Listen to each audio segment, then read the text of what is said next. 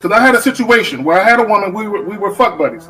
And this was a chick who would, when she did come over, you know what I'm saying, for sex, she would do extra shit. You know what I'm saying? She would even bring me shit. She was the type of woman that would be willing to cook me a meal and take me out on her dime and all that other shit. You know what I'm saying? So when she hit me up and was complaining about the fact that, you know, you don't take me out, what's up with that? And I told her, point blank, that's not what we do. When I get horny, I call you up. If you're free, I step through. If you get horny, you call me up. If I'm free, I fall through. I'm like, that's it. That's what the fuck we do. Women don't get with guys as placeholders.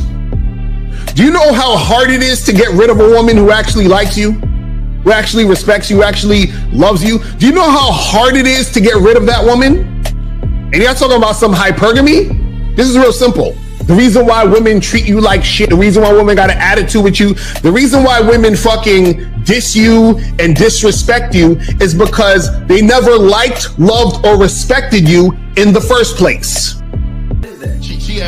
Your whole story is cap, bro.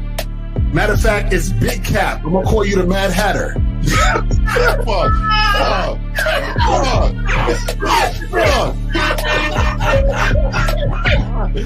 Fuck! I don't know why it would happen to me to lie. You guys didn't even know me. Why would I lie to you? Let's just say you did. You act like you've never had sex a day in your life, bro. What it is you're lying to yourself.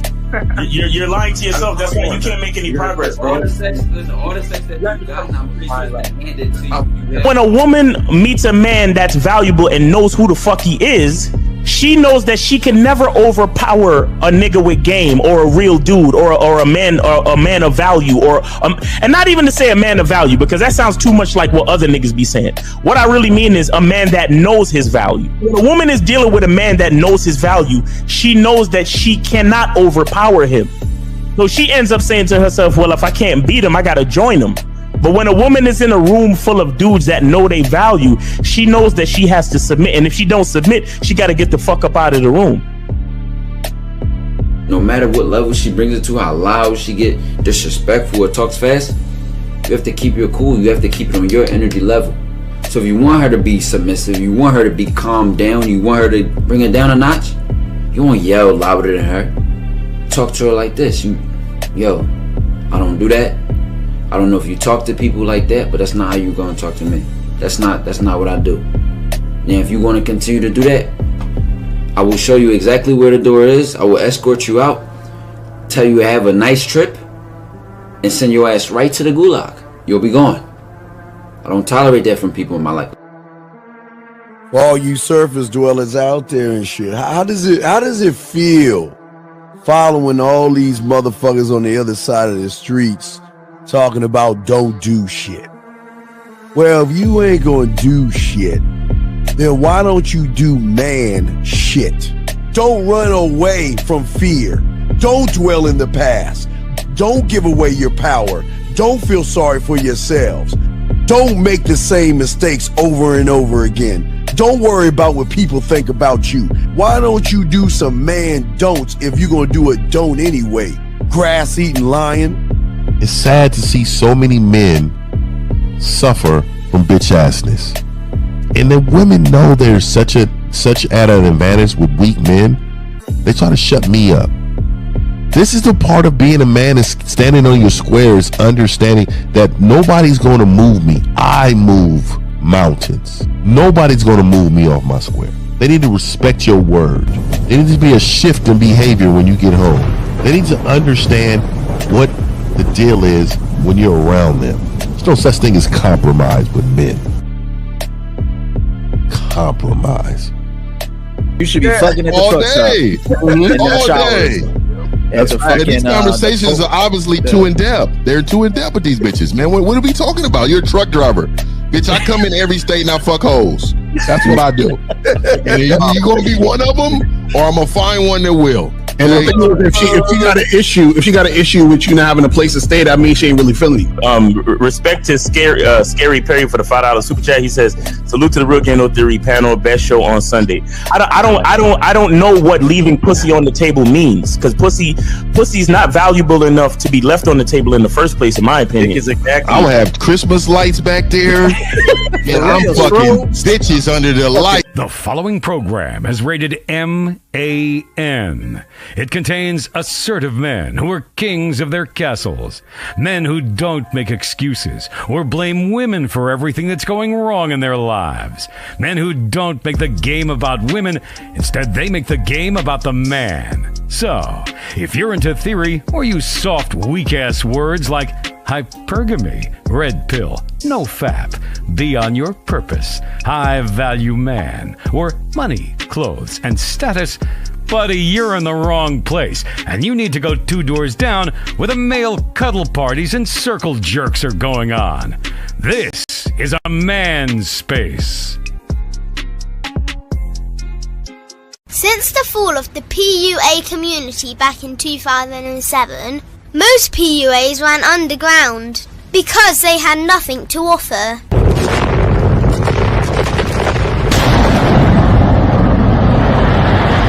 The content creator has become the hero today, dedicated to one single objective: to declaw and defang any person who listens. They decided to join forces to create a cult, and never giving those who listen a solution. It's all about clothes, cars and money, deception and manipulation, indirect game, going your own way. They talk pills and plates. They complain. They blame. Fake it till you make it.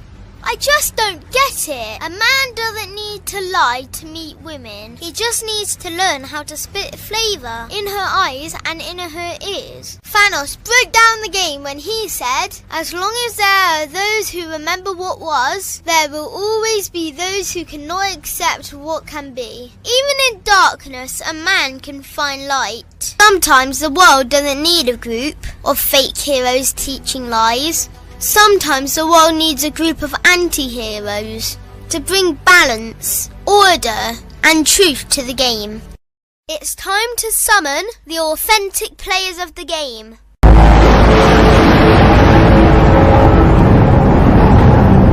It's time to summon the authentic players of the game. The authentic players of the game.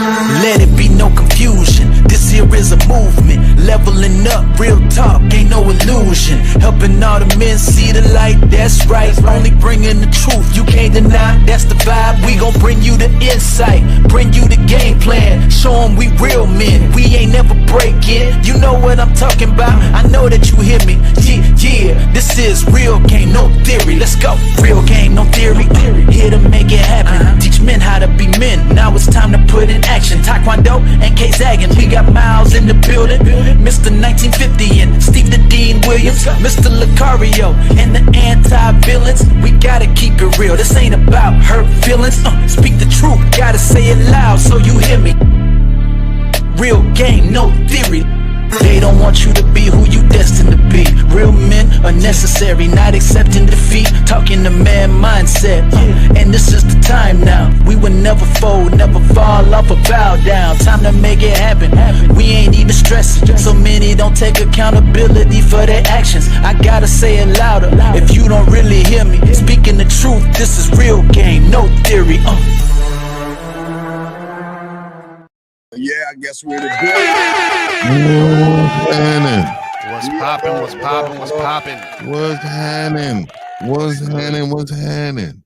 Is Miles here today? Is Miles gonna be here today? I think so. Shit, I gotta text him. All right, let me text him. All right, let me know before we go around the room and everything, man. Shout everybody. All right, yeah. Let Carl us know. All right, let's go ahead and bring it. Fifth. Let's go ahead and bring the first one up. Fifth, you up, dog? Talk hey, to man, shout out to everybody, man. Yes, sir. I want to say this really quick. So I've been doing a lot on Travis Hunter, but today I'm gonna show you an older Travis Hunter and what Travis Hunter can learn from this old man. So shout out to Travis Hunter because Travis Hunter keeps getting better. You know what I mean? Keeps getting better, man. Travis Hunter keeps getting better. But shout out to everybody. Shout out to the moderators. Shout out to the panel. Let's go, huh? That's what you can teach him. You can teach Travis how to do that. Well, no. Travis ain't, and that's his problem. He at least some men control some women with some dick. He can't do that either. So that just tells you he has no game and he's not hitting the bottom. So that's the problem. He's not. All right, guys. The man mindset. Hey, guys, get your crayons out. Go ahead and call in, ask questions. Well, we're trying to find out what number to call first, but we got y'all covered. Let's go ahead. Hey, hold on, real quick, man. Steve love himself, nigga. This camera is on his face. Yeah, it is. God damn it. God damn it. That's crazy. That's crazy. I'm all up in this. Fuck you, man. Anyway, let's go ahead and bring the bad boy. He's not up in the camera. Yeah. What's popping? Shout out to everybody in the chat. Shout out to everybody in the building. Make sure that you guys go get that Game Kings 2 documentary. It's out right now. Go to masculineidentity.com. Get the documentary. Right. Myself is in it. 1950, K-Zaggin, Steve, Miles, King Dre, Boss Mac, Rom Wills, Taekwondo. This shit is fire. So go get that shit. Go get that shit. You feel what I'm saying? This nigga Steve is the worst. I'm just saying. That nigga Steve is creative than a motherfucker. No, we got to do it right. So what's going? So he's coming in or no? Oh, I don't know. Yeah, you might as well put on your number. He got because I can't hear me back yet. Okay, bring your number until he come up. Okay, I throw my number in. Let's go ahead and bring our dog Carrie K Zag in the building. Hey, real quick. Like, share, and subscribe. Yo, for those of you who haven't, moseyed on over to the Patreon, go ahead and do that. Check that out. Also, the channel membership. Check that out. I have some exclusive joints over there that you will not find on YouTube. Yeah, that hat is clean, nigga. That's clean. I appreciate that. Yeah. Hey, I seen somebody say something about this treatment, man, and put me on big, man, because these cats don't know. I don't know what they was talking about. All I'm seeing, nigga, this is Heathcliff. Okay, what they said it was. They said it was something on CNN, some crowd or something. No, dog. Nah, there's only one Heathcliff. Y'all need to look it up. You little youngsters out here, this is nostalgia. I mean, this is a real life cartoon back in the day. Okay, all this little funny stuff y'all got edited. Look, he was whooping ass in alleyways and knocking your bitch. You know what I mean? That's what he was doing, man. All this new age stuff. Y'all need to stop it, man. Heathcliff, what it was, bro. You know what I mean? All right, let me change the number up, guys. I want to call it was different. Yeah, it was different, man. They wasn't. We didn't. No, we had real life cartoons back then, dog. It was no edited. You remember Pepe Le Pew? Yeah. That cat was a simp, but he was also a sexual harasser. Right. He was a sexual deviant and shit. Yeah, this nigga was rolling up on bitches, man. This nigga was a wild nigga, man. Yeah. All right, Zach, you got. Oh, wait a second. Hold on, he's here. Let's switch everything back. He's here. Miles, what's up, man? See, it's nothing like that pre-show pussy. You know what I mean? I tell you, sometimes we be like, I got 2 minutes, 1 minute, fuck.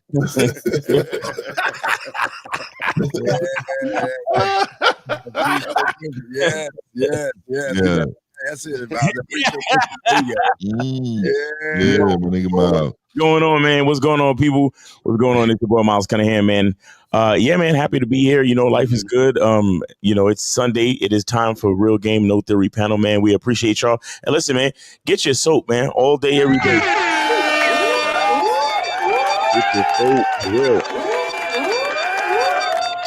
Go to masculineidentity.com and also get 20% off until Valentine's Day for the Valentine's Day sale. 20% off. All you got to do is type in LOVE in the discount box on the checkout page, and you get 20% off all soap. Masculine Identity soap, your lavender soap, your lemon mint soap, and your rose soap. You get what I'm saying? So make sure that you do that. I need to discount these. I know some romantic niggas out here. We need to, shout out to the candles.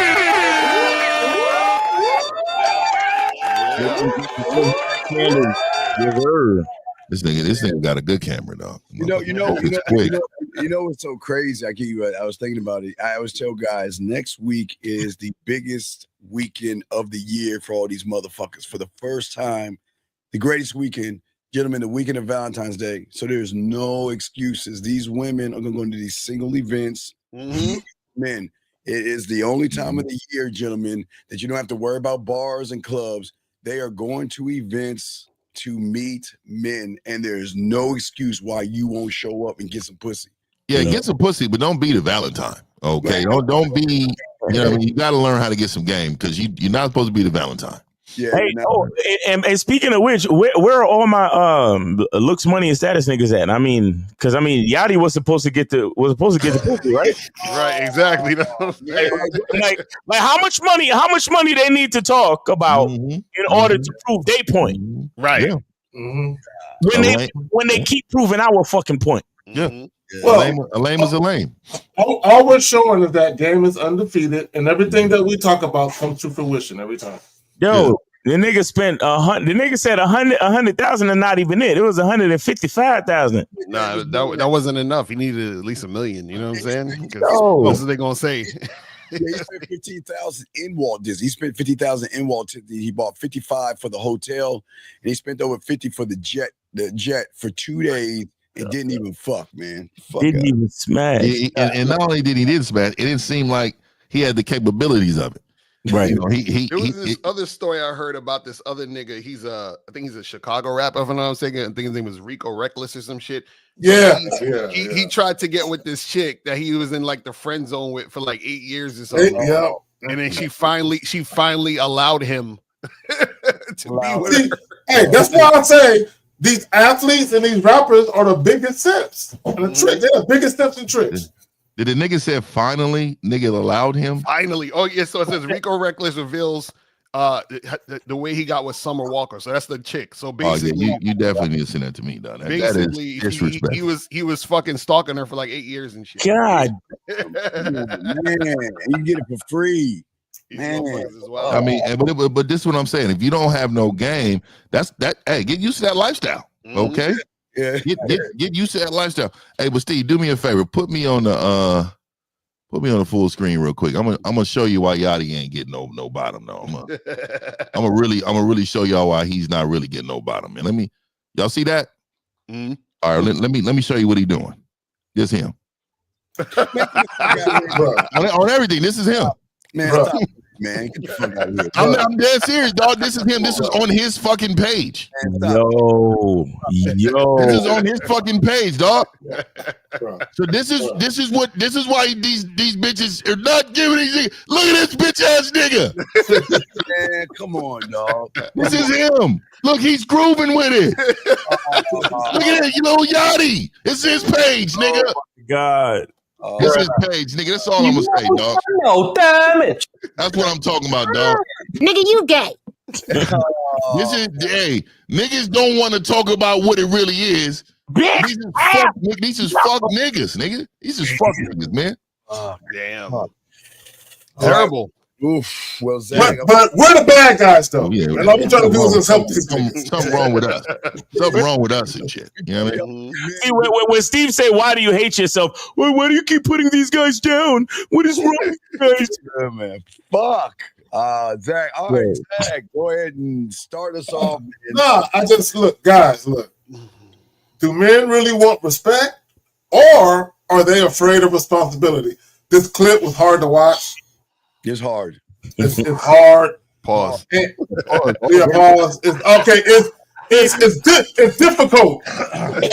It's difficult. It's hard to watch. Yeah. It's not as hard to watch as this. Yo, AI is scary as fuck, though. I ain't gonna lie. That shit.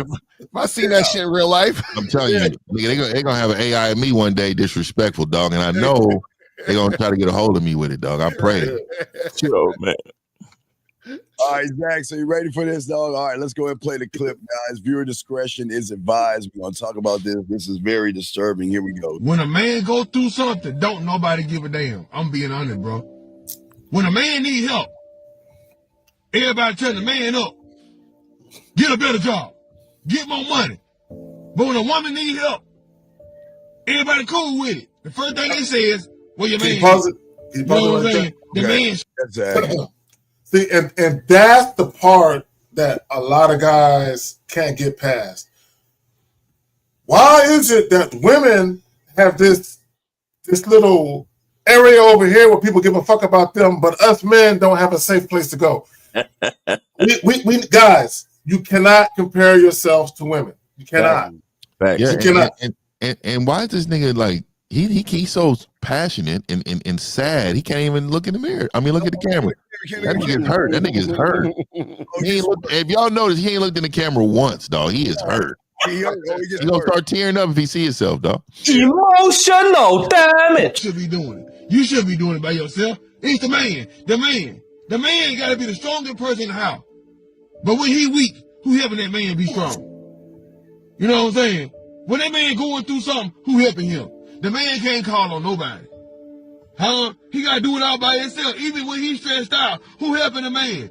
When he's suffering and struggling, who helping the man? He got to help himself. It must be somebody in the passenger seat. Ain't nobody standing with him, but he stand with everybody else. He pay everything. He do everything. He trying to keep everybody in order, trying to keep the kids in order, keep himself in order, keep his spirit in order, keep his mind in order. Who gonna keep the man in order when he out of order?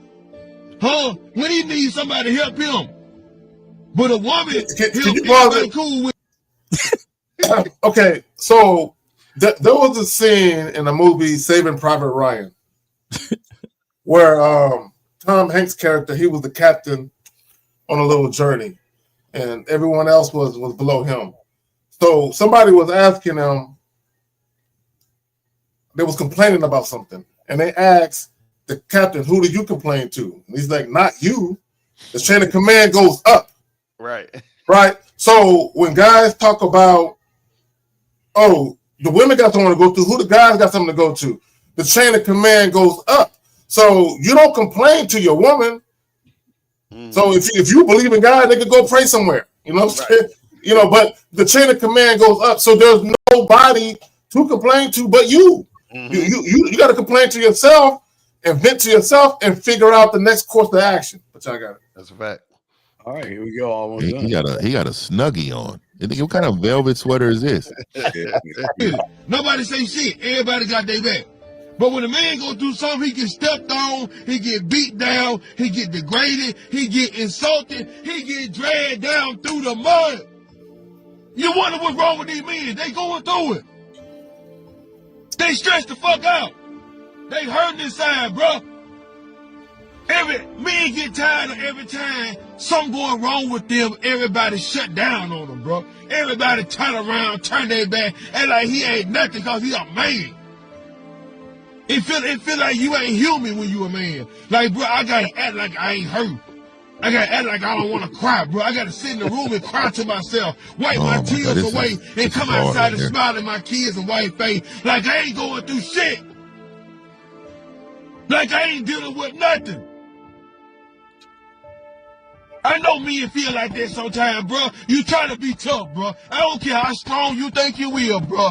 But when your heart get hurt, bro, it's different, bro. When your people laugh at you, bro, when you suffer, that shit different.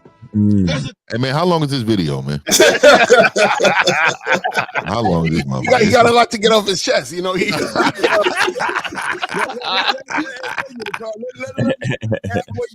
get it off his chest. He needs to vent. He let him vent. Let him have his business.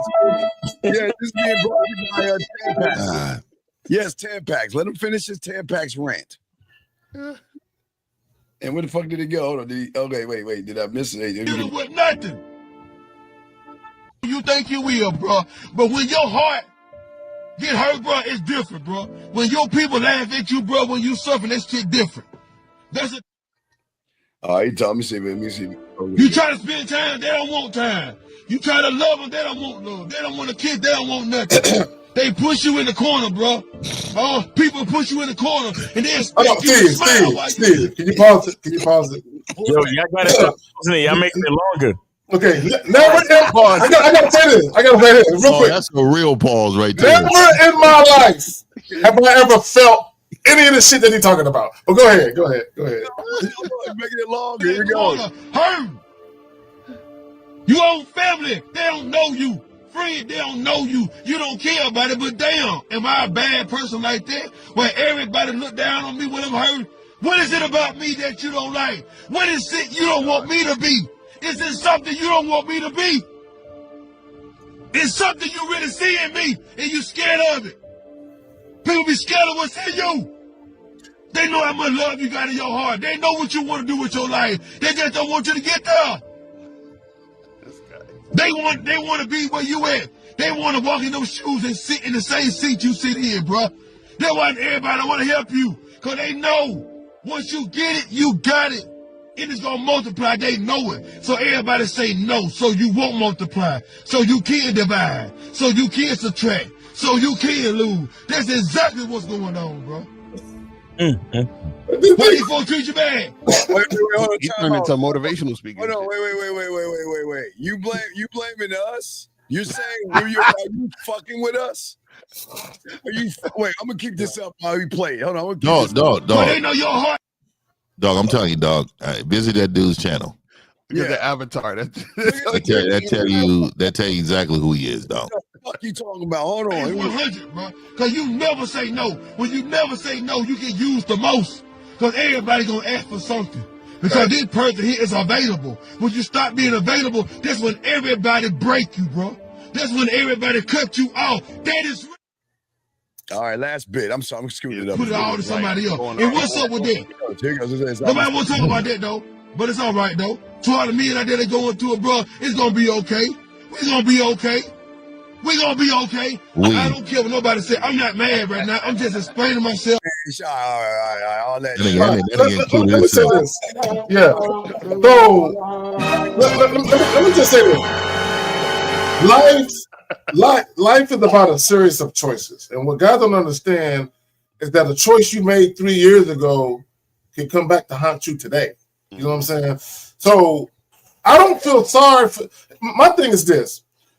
And I thought in the interview and someone said you got the same 24 hours in a day like Michael Jackson had. Oh yeah. He look at what he accomplished with his 24 hours a day. Look at what you're doing with your 24 hours a day. I understand that we're presented with certain challenges that are not always our doing. But at the end of the day, if your life sucks that much to where you got to hop in your whip and do all of that, you made the choices that got you where you got to. Because there's a lot of other people that aren't sad and all fucking kumbaya like your ass is. But again, life is about a series of choices. What you get out of life is what you put into it. Y'all got it. I think it's an elephant in the room. I think that we try not to talk about too much, but it's about 95% of the people in our chat like that inside. Right. And I'm gonna keep it 100, dog. It is you. I know y'all out here laughing with the laughing emojis, but if you don't have confidence, you don't have game, and you're a person who believes that you need to express your emotions, I'm telling you, this is you. And this is the hard truth that you just seen. You took a look in the mirror. This man said it, but you are thinking it. You are feeling it. And you walk around with this every single day. And then you come Sundays to the Sunday church over here to get some medicine, but it only helps you for a couple hours. And then you go back to your normal life of this man. This is who you are. So let's be honest, man. You know what I mean? You know what's funny is that I actually think it's good when men feel this way, meaning like that feeling of, oh, nobody cares and I'm upset and frustrated because nobody loves me, like that's good. And I'm gonna tell you why it's good, because see, I used to think that way, where I'd be like, oh, I feel these feelings and I'm all upset and all this other stuff, and then I would get over it, and then I would feel it again, and then I get over it and I feel it again, and then this is what I realized that I'm supposed to feel that way because I realize that I, as a man, have to deal with my shit. You see what I'm saying? And this is what a lot of these guys don't understand, is that nobody gives a shit. Once you realize nobody gives a shit, that's when you have to be the body that gives a shit. So you give a shit about your shit, figure your shit out, and do what you got to do. The issue is that the reason why it's quote unquote so hard on men is because it's supposed to be hard on men. because it's supposed to be hard to strengthen you because you're the leader. You are the one who orchestrates everything. You are the one who guides and protects. You're the one who actually creates situations for yourself and your family, your loved ones, your woman, all this other stuff. So it has to be hard on you. Yep. Because you have to be strong to deal with all the bullshit. Yep. You have to be. This is why we say guys are not supposed to be in love, because when you're in love, that's when you get all emotional and you're just worried about how you feel. And listen, you can feel all those feelings. You can feel whatever, however you want to feel. You still have to be strong enough to deal with what you need to deal with as a man, because everybody's fucking counting on you. You understand what I'm saying? And so the problem is that a lot of guys, they see everyone else, especially they look at women and love to compare themselves to women, and they're jealous that women don't have to take on the burden they have to take on as men. Right. And they're like, how come nobody pets me on the shoulder and rubs my belly and wipes my tears? And it's like, bro, you're supposed to be the tear wiper, not the one that's getting their tears wiped. There you go. There you go. And it's like, guys want to be the general, but when I have the same responsibilities as the sergeant. Right. It don't work that way. Go ahead, Mom. You know, this is, again, this is the indoctrination. I mean, again, if you look at how things are going, the cult of the manosphere, the cult of the red pill, it is making these boys more homosexual, more emotional, and more effeminate. And they want to sit here and they want to get a pat on the back for being a bitch. And they want to sit here and cry, man. Nobody gives a fuck about your feelings. And again, I don't understand all this. I'm worried about the next man. When you have game, you worry about yourself. Gentlemen, every motherfucker on this panel doesn't give a fuck about the next man. They only care about themselves. And that's what we respect about these men. That's what I respect about these men. They don't give a fuck. They are selfish and they're all about themselves. And the more you're like this, see, you don't understand. There are male problems and then they are man problems. See, once you cross over and get this game, that's what you understand. It's the weirdest thing. Y'all don't want to get this game to have the problems like, oh shit, Valentine's Day is coming around. There's a few of them want to take me out to dinner. There's a few of them want to spend a night with me. There's a few of them that want to spend Valentine's Day with me. Man, that's man problems. But all this shit that you're saying is that because you're so effeminate and you want to live a life like a woman, you want all the perks that women get, but you want to say no one cares about you. You're right. No one should give a fuck about you. The only one that should give a fuck about you is yourself. And I don't understand this kumbaya. I need other men around me to feel like a fucking man, and I need other men to understand me to be a man, and I need someone. Who do I go to when problems are going wrong? You know what these four fucking motherfuckers do when they have a problem? They don't have problems. You want to know why? Because when you have game, you are this weird thing called solution based. You're not problematic. There are no problems. I've always said this since the 90s. The only problem is a meteor the size of Jupiter heading towards Earth. That's a fucking problem. But a woman, a little issue with your boys, so a woman doesn't like you, she turns you down. See, this is why game is so important, because at the end, when you have an unconditional love for yourself, gentlemen, it changes. But you have to be a student of the game. You can't do it on your own. And again, we're not knocking. Last thing I want to say, gentlemen, y'all got to understand is, if you think we're laughing at you, yeah, we are laughing at you. A fucking bad. Bad. Laughing bad at you because you know we want to fucking. The only way we can get you to overstand where the fuck you're fucking up, we got to break your bitch ass. We got to get all that estrogen and all that femininity and all that emotion out of you. Stop being like fucking mommy. Yeah. Fucking man. Yes, sir. Look, all I got to say is this, man. Exactly. Men and women ain't equal. That's a fact. The problem, that's one of the biggest problems in this video. And the thing is, this is why I created the Masculine Identity membership, because I know that this is how a lot of you motherfuckers feel. You understand? I know that's how a lot of these dudes feel, because they don't understand why. They don't understand the double standard. If you don't understand the double standard, please see the shirt once again. Right. You get what I'm saying? Like, we not like them. And let me tell you something. I know, you know, I had a call recently, man, and the client is being dragged through the mud by the He's being dragged through the mud by his therapist and his wife. That's crazy. And the nigga, because he made mistakes in the relationship, instead of being a better man and learning from his mistakes, he's allowing the therapist and his wife to like reinforce this idea that he's broken and he broke his marriage and he broke his wife and he's a bad person for it. The nigga, I can hear it in his voice. He's losing confidence in himself. Miles is perfect, man. You are perfect for that, because I tell niggas to leave immediately. Nigga, grab the closest clothes you have and get the fuck out of there, nigga. Hey, start over. Let's start over, nigga. Let's start from scratch. Look, you know the nigga, cat got kids and all this other shit, so it's a thing. You know what I mean? But you can make new kids, nigga. But that's what I told him. I said, bro, my main message to him was, nigga, I know it's gonna sound crazy, but I said, fuck your wife, fuck your kids. If you don't love yourself, none of that shit matters. It don't matter. None of it. And you know what? Let me say to this fucking loser right here, guys. I got a question. Put a Q call in, but I can't stand you losers. There is something. Listen, I always say this: if you are an athlete, go to the gym. If you need physical therapy, go for the gym. If you're showing your body and doing those body things, go to the gym. But you fucked up losers are going to the gym over a bitch. Yeah. Money over pussy. So all this shit you saying, Jay, makes you a sucker ass bitch. There's something fucked up in your head. Because guess what?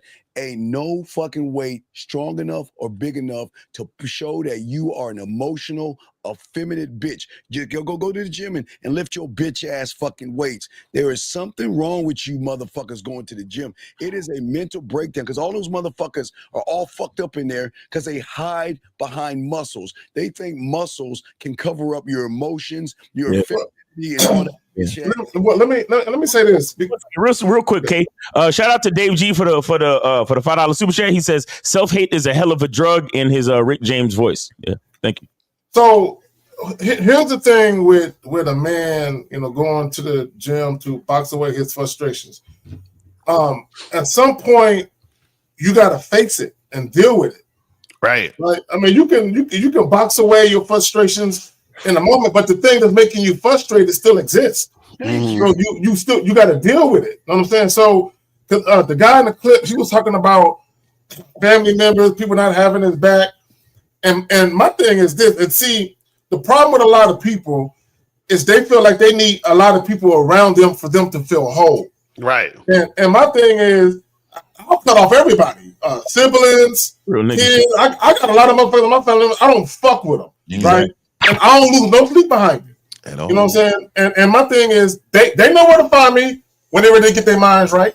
But here's the thing. Guys need to understand that sometimes solitude is the best thing for you, so you can strategize your next move.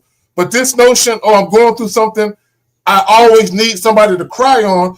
Crying on a motherfucking shoulder don't fix the problem. That's what women do. Women come to their man and you're their rock. Right. If the woman is so busy trying to be your rock, who gonna be hers? Yeah, I got it.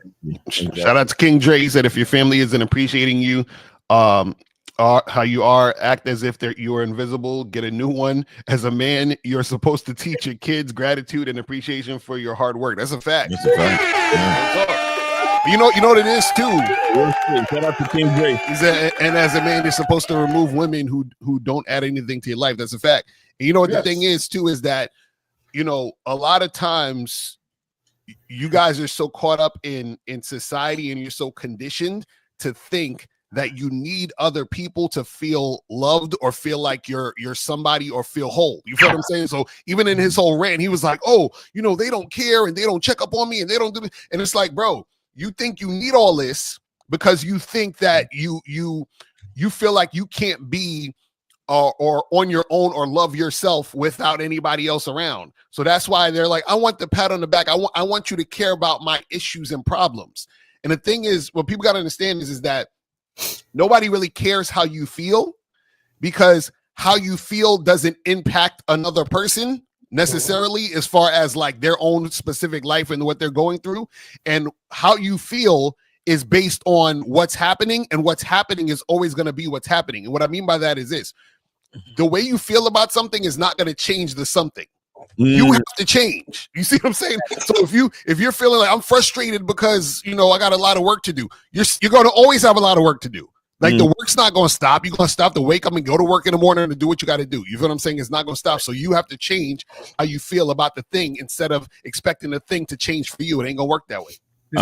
I'll shout out to LS with the $5 super chat. He said, if I'm going to the gym to find women that work out like me, what's wrong with that program if I see something I like? Y'all are fucked up. Going to the gym just for women. So again, a lot of these dudes, especially the ones that go to the gym, and shout out to ones who go just to be healthy. There's nothing wrong with that. But a lot of you men go because you're insecure about who you are. You're insecure, and you need motivation to be around. You can do push-ups at the house. You can do sit-ups and jumping jacks at the house. You can run the neighborhood, right? The reason why you don't want to do that is because you want to perform. You want to be in front of people to validate the way you look. And you want to look at them. Oh, okay. What is he doing over there? What is she? Oh, look at her right there. This is who it is. It's like a club for them. And it's an acceptance club. Most of these people that go to the gym are super weak. I had the heavy bag yesterday, right? I had the heavy bag in my garage. I had the heavy bag for about 20 minutes. And not straight. I'm just like in increments. I don't think y'all know with 2 minutes of hitting a heavy bag. Oh, Miles, no, I know. But dog, it totally shifts. Nigga, like you can't fight, dog. Like you got 2 minutes to whoop somebody's ass. And you got that. Otherwise, you got to grapple. You know what I mean? Just the thought process of what I'm at the house doing, you motherfuckers at the house like, oh man, I'm gonna take my shirt off at the club, or you know what I mean, or the summer's coming, guns out, that right there. When you hear sun's out, guns out, them and the niggas is weak as fuck, dog. Jello pudding hearts, dog. I'm telling you. Why go to the gym with a bitch? What is the purpose of hanging out with a fucking woman that looks at you like fucking a weird ass, homophobic, thirsty ass bitch? See that they don't know how to meet women in place else, bro.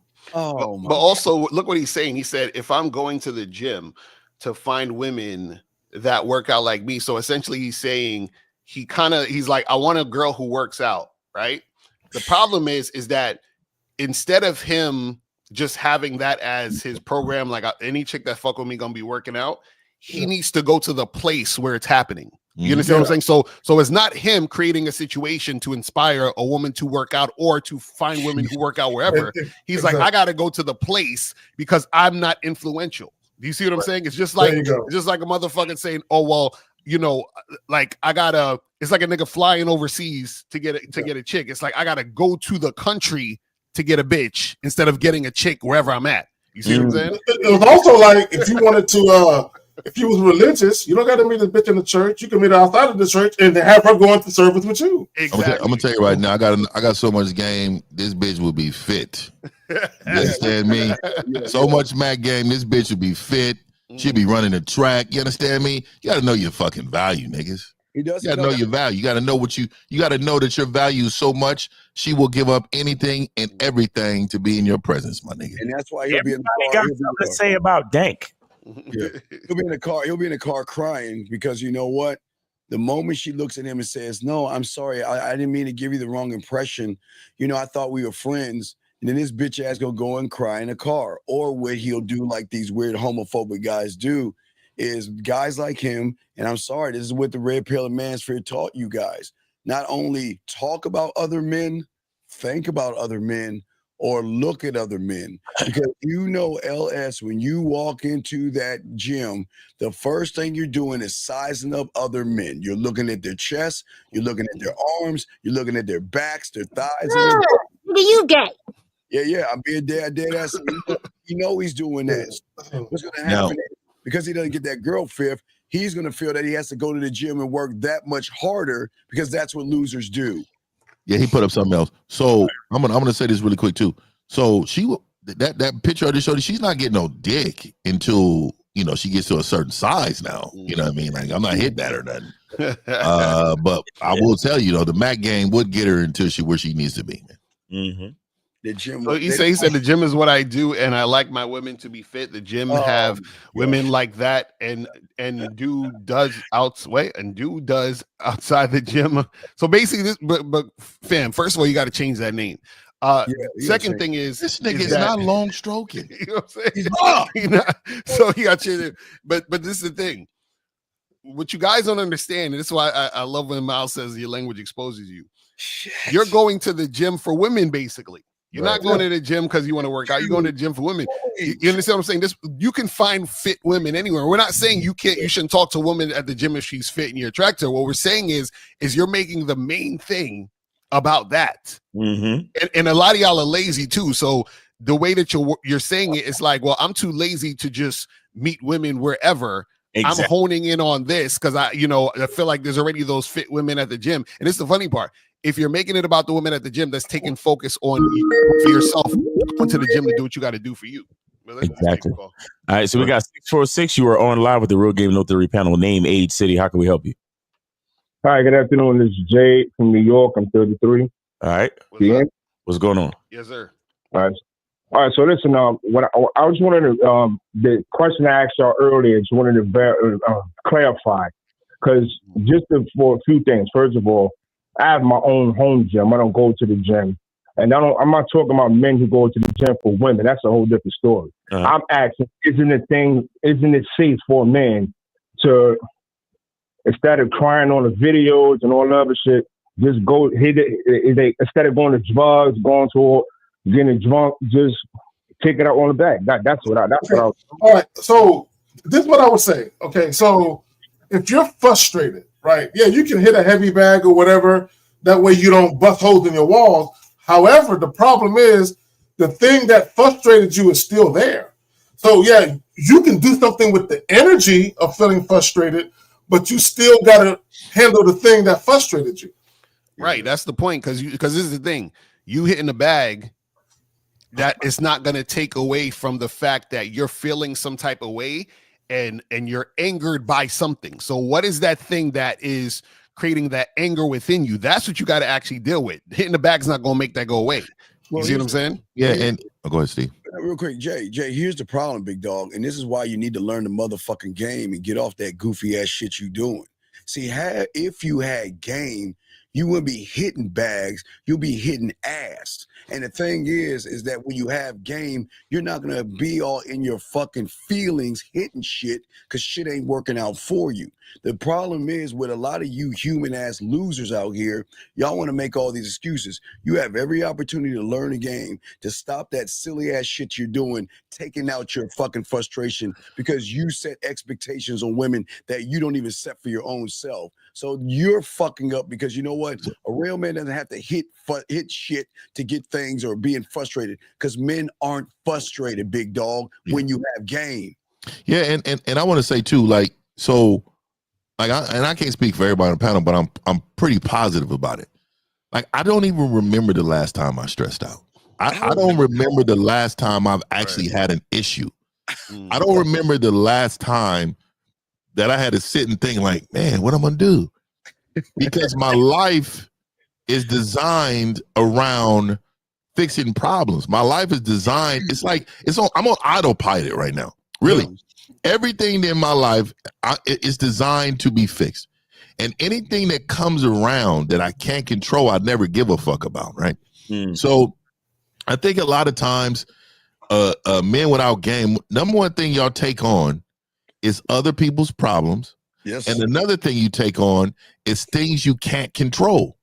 So if you understand, if you keep your realms into you and how you can handle you, then you will be more self-sufficient. The problem is that you men take on other people's problems so much it consumes you. So if my mom called me, and shout out to mom, I love mom, but she called me and she was stressing about something, I actually sit there quiet and silent and not say nothing until it's my turn to talk. I'm gonna let her get it all out. And then I'm gonna say, look here, this is what you do. Bop, bop, bop, bop. And then she's gonna be like, well, okay, because this is who's in front of you, you got to remember that they're here for you to lead them. Even my own mother. So I'm going to give her the game, and she's probably going to push back a second. I'm going to give it to her again, and then I'm going to end the call because I know what's going to help her. But what also helps her is she knows she's calling in to one of the toughest SOBs that she knows. You get what I'm saying? I'm comforting. Just my presence, not even, look, she knows she can call me. My sister, about it real quick little story. My sister she hit me up with a text and she was like, oh, we need to get all these emergency things. She thinks the world is ending and shit. The emergency things going on, bop, right? And I'm like, oh, I got it all. Don't worry about it. Everything that she has, everything she says, I have. But did I address her problem or even thinking about it? No, because you know why? It's not valuable to me. I know there's nothing I can tell her that's going to subside what she's thinking and what she's feeling because her perception is fact. But what I'm telling you is she's calling me to do what? Lead. Oh, we need to do this. We need to buy this, blah, blah, blah. And she already knew I had it. So the thing is, what I'm telling you, sir, is you're not prepared for life. So what you're doing is you're reacting to life, not being preventative of what's going on, of what life gives you. Right? To your point, I feel like. Can I respond to this real quick? I'm not saying it's actually accurate.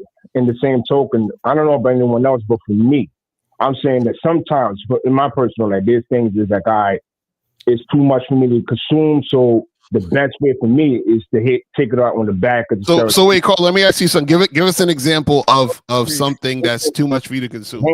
Give us a feminine ass example. Give us an example of this bullshit you talking about. I mean, for example, like it could be something at work that's, go to work and it's too much for me to handle at work. Like what? Give us an example. Like what is too much for you to handle that gets you all frustrated? I just gave you an example. It could be like I go to work one day and a whole change of plan that I have to do, a whole different project that I never was prepared for. Maybe I get streamed out by the boss, so it's like, all right, I still got to go to work. But now I'm frustrated, so I gotta maintain my energy. But I'm frustrated, so I'm gonna go home. Okay, so this is what I'm saying. What? Because this is the thing you gotta understand.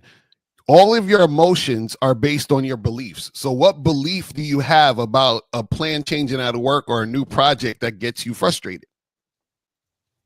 No, I'm just saying, I'm giving that example. Like this, if I'm working for a company or working for a contractor, right? I'm just giving a prime example. If it's that stuff like that, which like, oh, I'm not in control of this. Maybe the head corporate just decided to change everything up. So everything gets switched, and I got to follow that plan. So that's what I'm saying. What about following that plan frustrates you? What is wrong about following the plan that gets you upset? It could be a number of things. It could be that, maybe that's the only income I rely on. But now, however, as I'm taking out my frustration, that's why I say mind, body, and soul. So now I'm boxing. I'm thinking about movement. Am I right? What to do? Caller, you keep go ahead. But I want people to understand that being frustrated is really a choice. Right, exactly. That's what I'm trying to get. I think people understand that the act of being frustrated is an emotion. Any emotion that you can feel, for the most part, is a choice. Yeah, it's a choice. It's a choice to feel it, and it's a choice to delve into it and then wear the shit. But it's a choice. Like, come on, this is my point. There were times where I would get frustrated in traffic. And there were other times where I wouldn't. I was making a choice to not be. Right. It's a choice. So what a lot of you guys don't understand is that what is really going on is you don't like your life. And then when certain things happen, it's just a reminder of how much you don't like your life. Yeah. Why don't you do something weird like do your fucking job and stop bitching? How about that? Isn't that crazy? And guess what? If you don't like it, find another fucking job. Because it doesn't matter what you get your frustration on. You're a bitch to the job, dog. Because see, that's what I said earlier. I was like, it's not about what happens, because everything that's happening is going to keep happening. You got to change. That's what I was asking you, caller. You saying, man, I got to listen to this boss. Okay, so what's wrong with listening to your boss? Right. That's why I said the boxing becomes mind, body, and soul. No. This one, I'm asking you a question. What's wrong with listening to your boss? I mean, nothing's wrong with it unless you don't like the job. And then so then why does that frustrate you? That's what you said. You was like, oh, I got to work for this person. Like, how does that frustrate you listening to your boss? I just gave that scenario. Maybe the boss is a dickhead or something. Okay. Like now, I go home. I'm coming up with a game plan. That's what I said. So caller, real quick, caller. This 50. Caller, real quick. This 50, man. Let me give you the real game. Let me show you the real game on what you're saying. Right. I'm gonna really give you this game, and I want everybody to listen when I tell this man. All right. See, when you have game, first of all, you never have a boss. I'm an independent contractor. I'm here. You're my supervisor, right? You're not my boss. So let's say that first. But second, why don't you, and I don't care what industry you in, why don't you have so much confidence? You learn what your supervisor's doing. You say, hey man, let me tell you how much mouthpiece I got. I'm like, hey man, look, let me tell you this, man.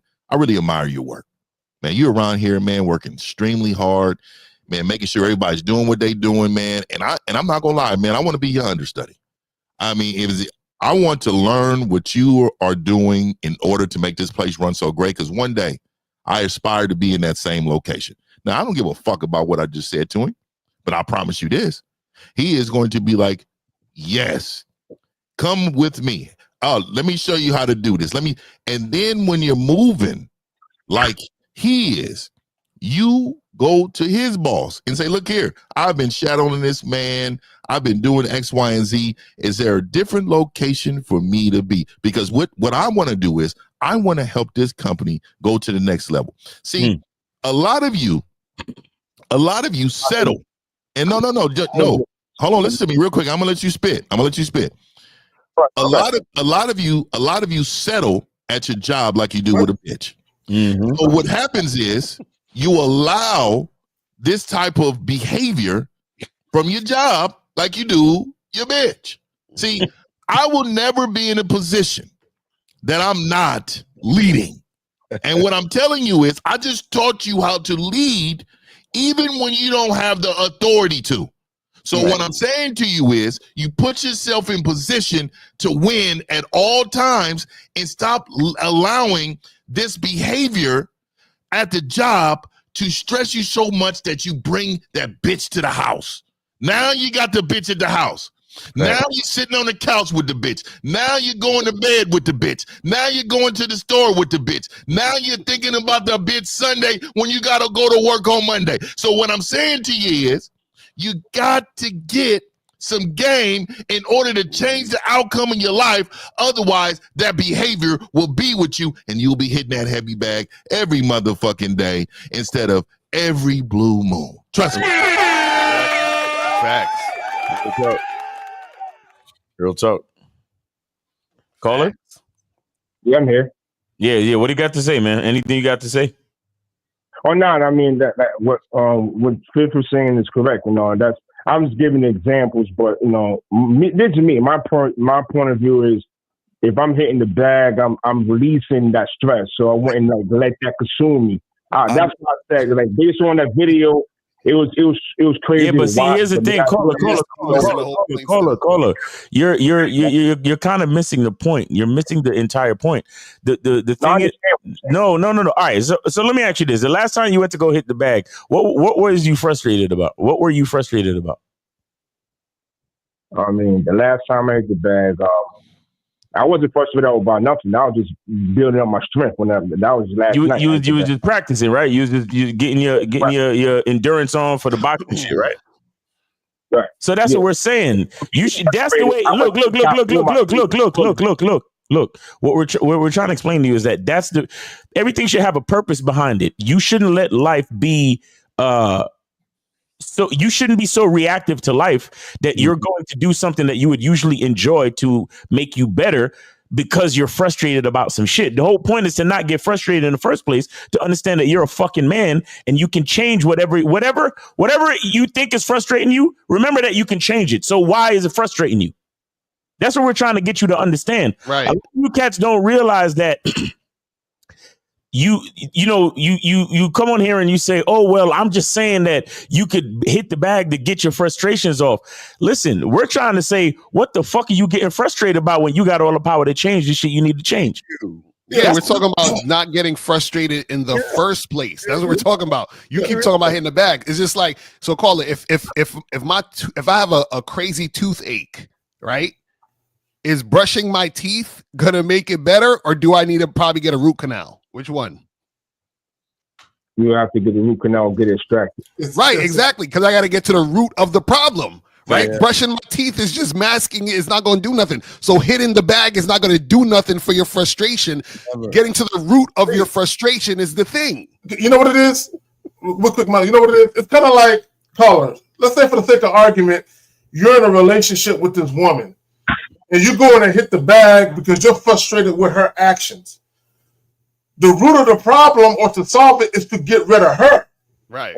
Right. But a lot of you guys, y'all don't want to get rid of the root of the problem because you feel like you're getting rid of something out of your life. You feel like you're going to miss something. So what you guys do is, in your mind, you choose the lesser of the two evils. I'm frustrated at this. I'm going to go over here. I'm going to go hit this bottle, or I'm going to hit this bag. I'm going to go do something to get this thing off my mind, just to go right back to the thing that's frustrating me, and it becomes just a cycle. Right. You know what it is too? I think a lot of times people they try to like mask things, because when you try to look at something else, then you can never say you're the problem. Exactly. You see what I'm saying? And people are always trying to avoid that they're the problem. See, this is why so many of you motherfuckers want to blame porn, and you want to create this idea of porn addiction. Mm-hmm. Because it's truly that you just don't want to put in the work and do what you need to do to get real pussy. Right. That's all it really is. Oh, I don't want to put in the work and go get real pussy. So, but I've been hitting the bag. Right. I.e., I've been beating my meat and watching this porn shit instead of going to do what I really need to do. Right. Yeah, and this is what I was saying about my mother earlier when I said, man, I let them vent.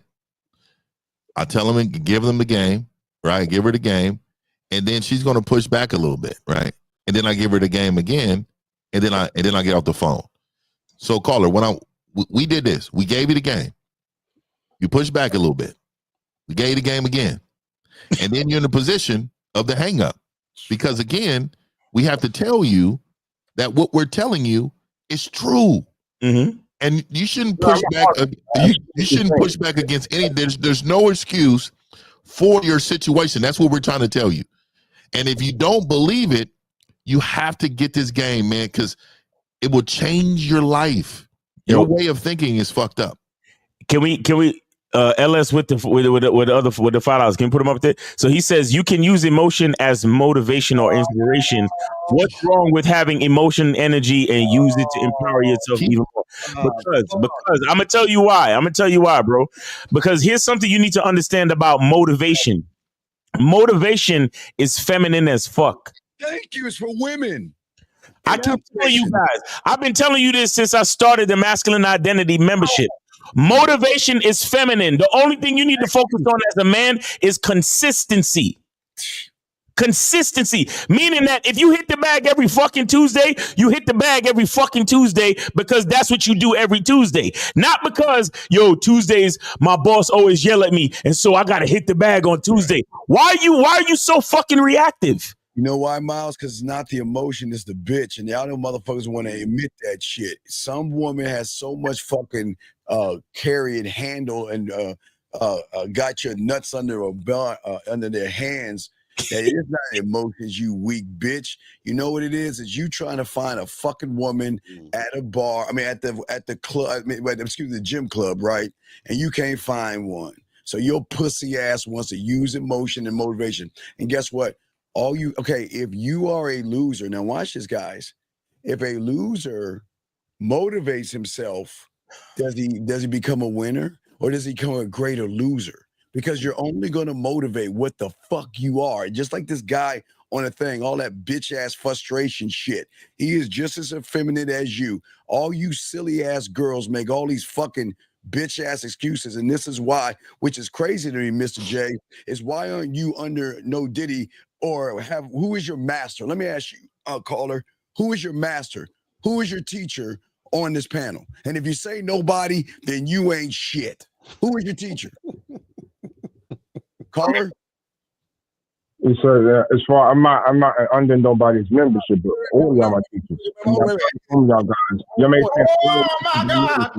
No, and I respect that. You make my whole fucking point. I can't stand motherfuckers like you when they sit here and tell everybody you got the K-Zagging, the unmitigated goal. To tell everybody your fucking weak ass points, and you're not under a sensei to teach you how to be a fucking man, to stop hitting the fucking bag, to stop being frustrated, and to fucking learn how to let your nuts drop from your stomach.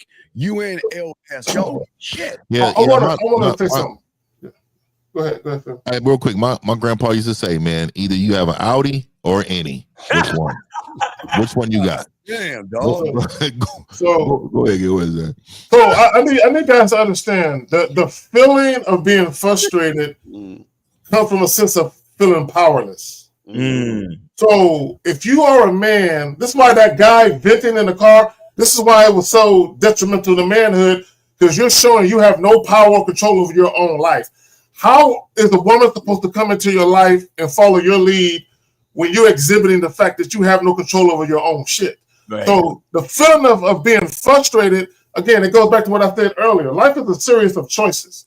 So at some point, you made some choices that got you to that point of feeling frustrated. So instead of finding a solution for what ails you, you decide to go temporarily take care of it. It's kind of like when you get frustrated with life and you go drinking and you get drunk, right? To get it off your mind.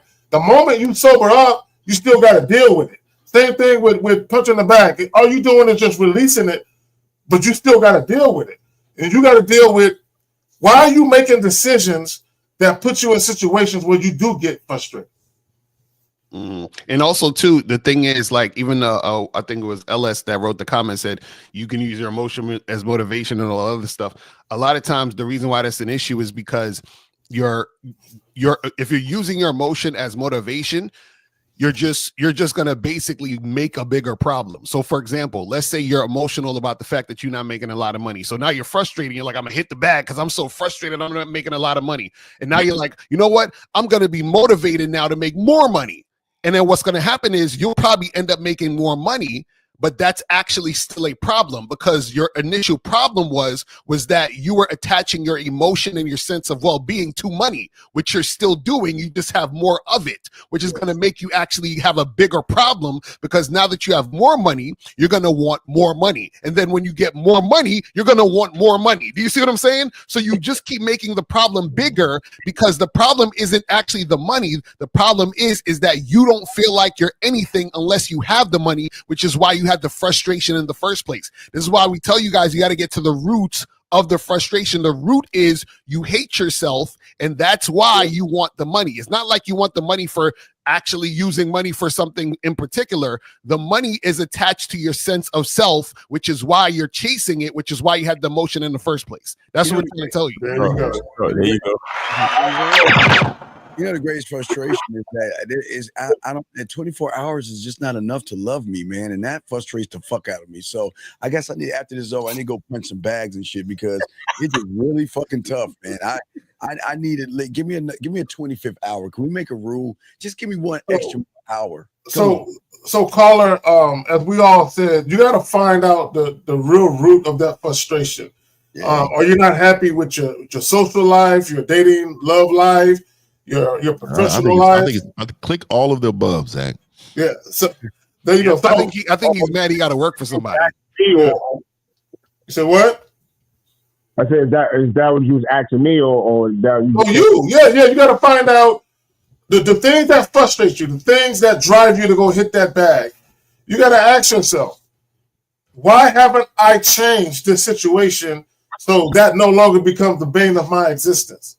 Right? Because here's the thing, right? It's kind of like, if you've ever been to McDonald's or any of these little restaurants, inevitably you're going to run into somebody who don't like being there. You know, employee, you can just see it all on their face. And you're just looking at them like, do something about it then, motherfucker. Yeah, and, you know what if you don't like your job, quit. Exactly. Fuck that. Right. Don't serve me with frown. And also, too, you got to ask yourself, why don't you like it? Because the why don't you like it is important. Because this is the thing. Because like for example, if you're like, well, you know, I don't like my job because, you know, I feel like I'm not important in this position. So the issue is you just don't feel valuable, period. It has nothing to do with your job. You know what I'm saying? It's one thing to not like a job because you're like, I'm not interested in doing this stuff because it bores me and I'm not really like having a good time. That's one thing. But if you're not interested in the job because you feel like you're lower or you're lesser, then that's a whole nother issue. So this is why you got to understand why. Because when I heard you, you was like, man, I gotta answer to my boss, and this is my only source of income and all this other stuff. So it's like, okay, what is the root of those issues? Like, if this is your only source of income, do you want other sources of income because you want more money because you want to do particular things that cost more money? Or do you want another source of income because you feel like a loser having one source of income? So the why is important. You see what I'm saying? And shout out to Darius, Humble Warrior Poston with the $10 super chat. He says, this is the thing about motivation. It will never stick with us because it comes and goes. Two things a man really needs are consistency, as Miles mentioned, and discipline. Consistency and discipline. Right. Real talk. Yep. You have a chance to grow and be a man, dog. And how old are you, young man? Me, I'll be 34 tomorrow. Okay, well, first off, congratulations. But here's the problem I'm asking you, dog. As a 34-year-old dumbass or a 33.5-year-old dumbass, when are you going to grow the fuck up and realize you can't do it by your fucking self and that you're going to need help and get out of your fucking feelings and learn this game so you can put up the toys and stop being frustrated? When are you going to learn that, man? I'm learning now. That's the thing. No, you're not learning now. Okay, wait. How long have you been listening to us for? Any of us? How long? Been about almost a year. A year. So almost a year. This is what I'm talking about with y'all losers. Why do you sit on your lazy fucking ass bird watching for a year? LS, you need to call up, please. You got to call up, fam. That is crazy. Yeah, LS. I just want to say this last statement by saying that salute your guys and I like the fact that y'all teaching me how to the cycle of, you know, self-hate. Yeah. And me personally, I don't have self-hate. I'm learning more things. That's why I call in to ask questions. No, we appreciate it. Am I doing something wrong? Yeah, man. We appreciate the call, and we appreciate you you being humble on the call and listening, and understand a lot of guys have the same mentality, right? A lot of us don't, you know, a lot of guys don't realize what they're really doing when they oh yeah, well, I'm frustrated, I'm gonna go hit the bag. Like you it's good to have an outlet, but at the same time, don't make it a crutch. You understand? And that's what a lot of guys do without really knowing it. You understand? So that's the part that we're trying to make sure. That's a mistake we're trying to make sure these guys don't make. But caller, we appreciate you for calling, bro. Thanks for supporting the show. And get with somebody on the panel with some coaching, bro, or at least get on one of these memberships, man. All right. So Long Strokes in call. All right, bro. Appreciate you, brother. Take it easy. Hope Long calls in because it's like you're running, dog. You just, I don't understand. This is let him keep paying, man. Fuck that. I don't know who's going to, but let that nigga keep on. 919-647-9292. 919-647-9292. We appreciate the super chats, LS, but still call in. You know what I'm saying? Yeah, this is okay. This is what I'm saying, guys. This is crazy about all these guys out here. Y'all want to get women. I'm telling y'all, dumbass, all you dumb motherfuckers. I'm telling you, next week is the fucking biggest week of the year. But they're afraid, Steve. I know, but I gotta make They're sure. afraid, man. They're petrified. Right, but you can never say we didn't tell them. Next week, again, the sun, the moon, the stars are lining up. Next week, the only weekend of the whole year of 2025 will be a week of women all over in your neighborhood going to single events looking for dick. I think spring break is damn near equal though. Spring break. No, spring break they're having fun and drinking. Oh, they're coming to get some dick. Right, they're coming to get dick down. I'm saying their first agenda, these women for this weekend. Yeah, you're right. But the agenda is, some are looking for Valentine's. I ain't gonna lie about that, but they're there for a reason. So you don't have to ask her, are you here looking? Because you know they're actually looking. You know what you guys should watch? For you guys that want to understand how much women love sex, there's a show called The Sex Lives of College Girls. You should watch that fucking show because it shows how much women love to get dick. Because a lot of y'all don't believe in this shit. And I was like, yo, they really showing you, like, they really be out here like getting it in. You understand what I'm saying? So and enjoy it, niggas. Exactly. Stop judging these bitches, man. Enjoy the movement. Oh my God. Instead of complaining, be a part of the guy. Just get it. Right. Go ahead. And what is dude? First of all, y'all names be super moist. I don't understand what's wrong with y'all niggas. Damn. He said, y'all Discord how life. Are you trying to say discount? I think he's trying to say discount. So yeah, discount how life hard for men while women have it easy. All they have to do is open OnlyFans and get money, and men after her white, we deal with rejection and drama. Let's take the call. Fuck this. We'll hold that L for you, buddy. Go ahead and take that call. All right, we got 216. You are on live with the Real Game No Theory panel. Name, age, city. How can we help you? Yeah, Jace, 32, from Louisiana. Jace, 32. What's going on with you? What's up, man? I just had a question. Y'all heard about them plane crashes and shit lately? Yeah. So what does that have to do with you, sir? Yeah, what's going on? No, I just want to know, keep y'all updated on the info and stuff. Let me ask you a question. You see why you're a loser, dog? What the fuck does that have to do with you? I don't understand losers. Why are you asking us about a fucking train crash? Who are you talking to? Dog, listen to me. I need you to listen, young man. We're trying to help you here. I want you to understand the severity of how fucked up you are. You're calling 5 grown-ass men talking about some shit that we can watch on our fucking TV when we want to, knowing you can't get women, knowing you're a loser. What did you say, nigga? Motherfucker calls a bunch of grown-ass men. What they say? Hey, did you hear about the circus clown? There's a new circus going on in, I don't know, Montana. Wow. Oh, amazing. The fuck you want us to do with that information? You stay talking like you tough. You is not tough. So wait, caller. You can't talk with that voice like that. Yeah, for real. You stay like you tough. Hey, either you have an Audi or you have an any, nigga. Yes. That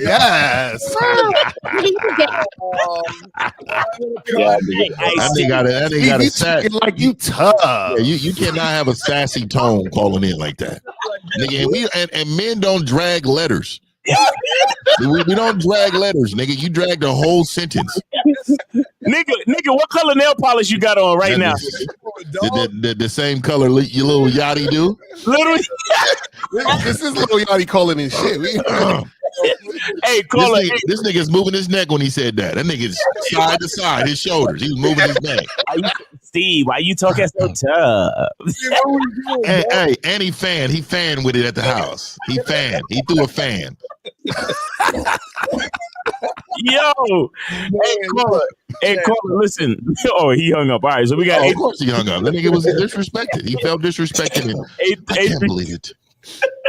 All right, we got 832. 832, you are on live with the Real Game No Theory panel. Name, age, city. How can we help you? 832, go ahead. Chillin', Jay, calling up from Houston. Hey, y'all can hear me good, or I need to get on this speakerphone shit? No, we got you.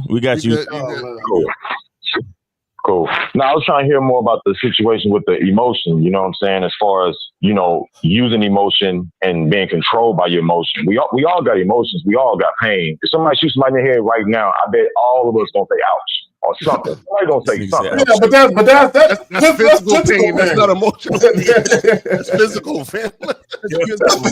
Yeah, man. Let me tell you something. You get hit hard and you break your arm. The pain is so overwhelming that you decide to cry, or do you say, "Oh, damn, my shit is fucked up," and you just walk off, right? Or are you gonna sit there and cry? Are you gonna sit there and cry loud? No, I broke my leg and I laughed about it playing football. Yeah. But see, that's what I'm saying is there will be some men that says it's okay when you break your leg to cry. Would you be like, nah? Would you be like, oh no, you definitely don't need to cry? Nah, I'm not siding with that. What you're saying to us is that you're choosing emotions. Rock with that shit, though. See, but you're choosing emotions, though. What I'm saying to you is we're telling you don't need any of those, right? Because if you have game, you see the future. Right. You know what I mean? You understand what's going to happen, and then when it happens, you're prepared for it. So nothing surprises you. The only reason you use emotions like that is when something surprises you. There you go. Right? Like you're surprised. Like, oh my God, I can't believe this happened. And also too, your emotions, caller, is as far as using emotion. You know what I'm saying? Growing up in the projects, the youngest child, like, you know what? I want better for my mom. I'm tired of seeing these roaches. I'm tired of seeing these rats. I'm tired of seeing addicts at my door. I'm using my environment with a plan, with a vision, but I'm using my circumstance. So you know what? I want better for us, and that shit can fuel a young man or girl. That's not emotion. That's not emotion. No. But see, this is it like that. That's what I'm saying. When you using your emotions, you using situations to help pull something out of you that's already in you to want to just go hard and make a plan. Right, but caller. This is the problem, though. The problem is that if you're doing that, you're gonna continue to do that, and so basically you're gonna be running around in a circle. Because you said if I'm in this fucked up position, right? Then I'm using my emotion about being in the fucked up position to get into a quote unquote better position, right? Sure. Right. So when you get in that quote unquote better position, guess what's going to happen?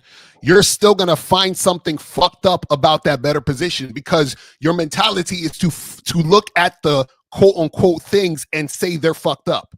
So if you don't have gratitude for whatever position you're in, no matter which position you're in, you're always going to be focusing on the fucked up shit. Mm-hmm. Do you see what I'm saying? So you're like, well, I'm going to use this emotion that I feel about this particular situation, which I feel is bad, and then I'm going to motivate that to be in a better position. The issue is that you feel the situation is bad instead of looking at the situation and being grateful for what you can see is good. Yep. That's what we're trying to tell you. I said it was bad. I never said on my mouth that it was bad. I just said being in a situation where it's roaches, rats, you got junkies everywhere. Right, but that's what I'm saying. You're still looking at it as bad. That's what I'm saying. You're still looking at that, and you're saying this is fucked up. Yes. Go ahead. What I'm saying is, you're saying where there's roaches, there's junkies, and all this other stuff. You keep looking at the situation and looking at it in a negative way. Yes. So that last part, it kind of went out. To the last part. My God, this nigga. What I'm saying is, you said if there's roaches and junkies everywhere, you're looking at that as bad and negative. Yes.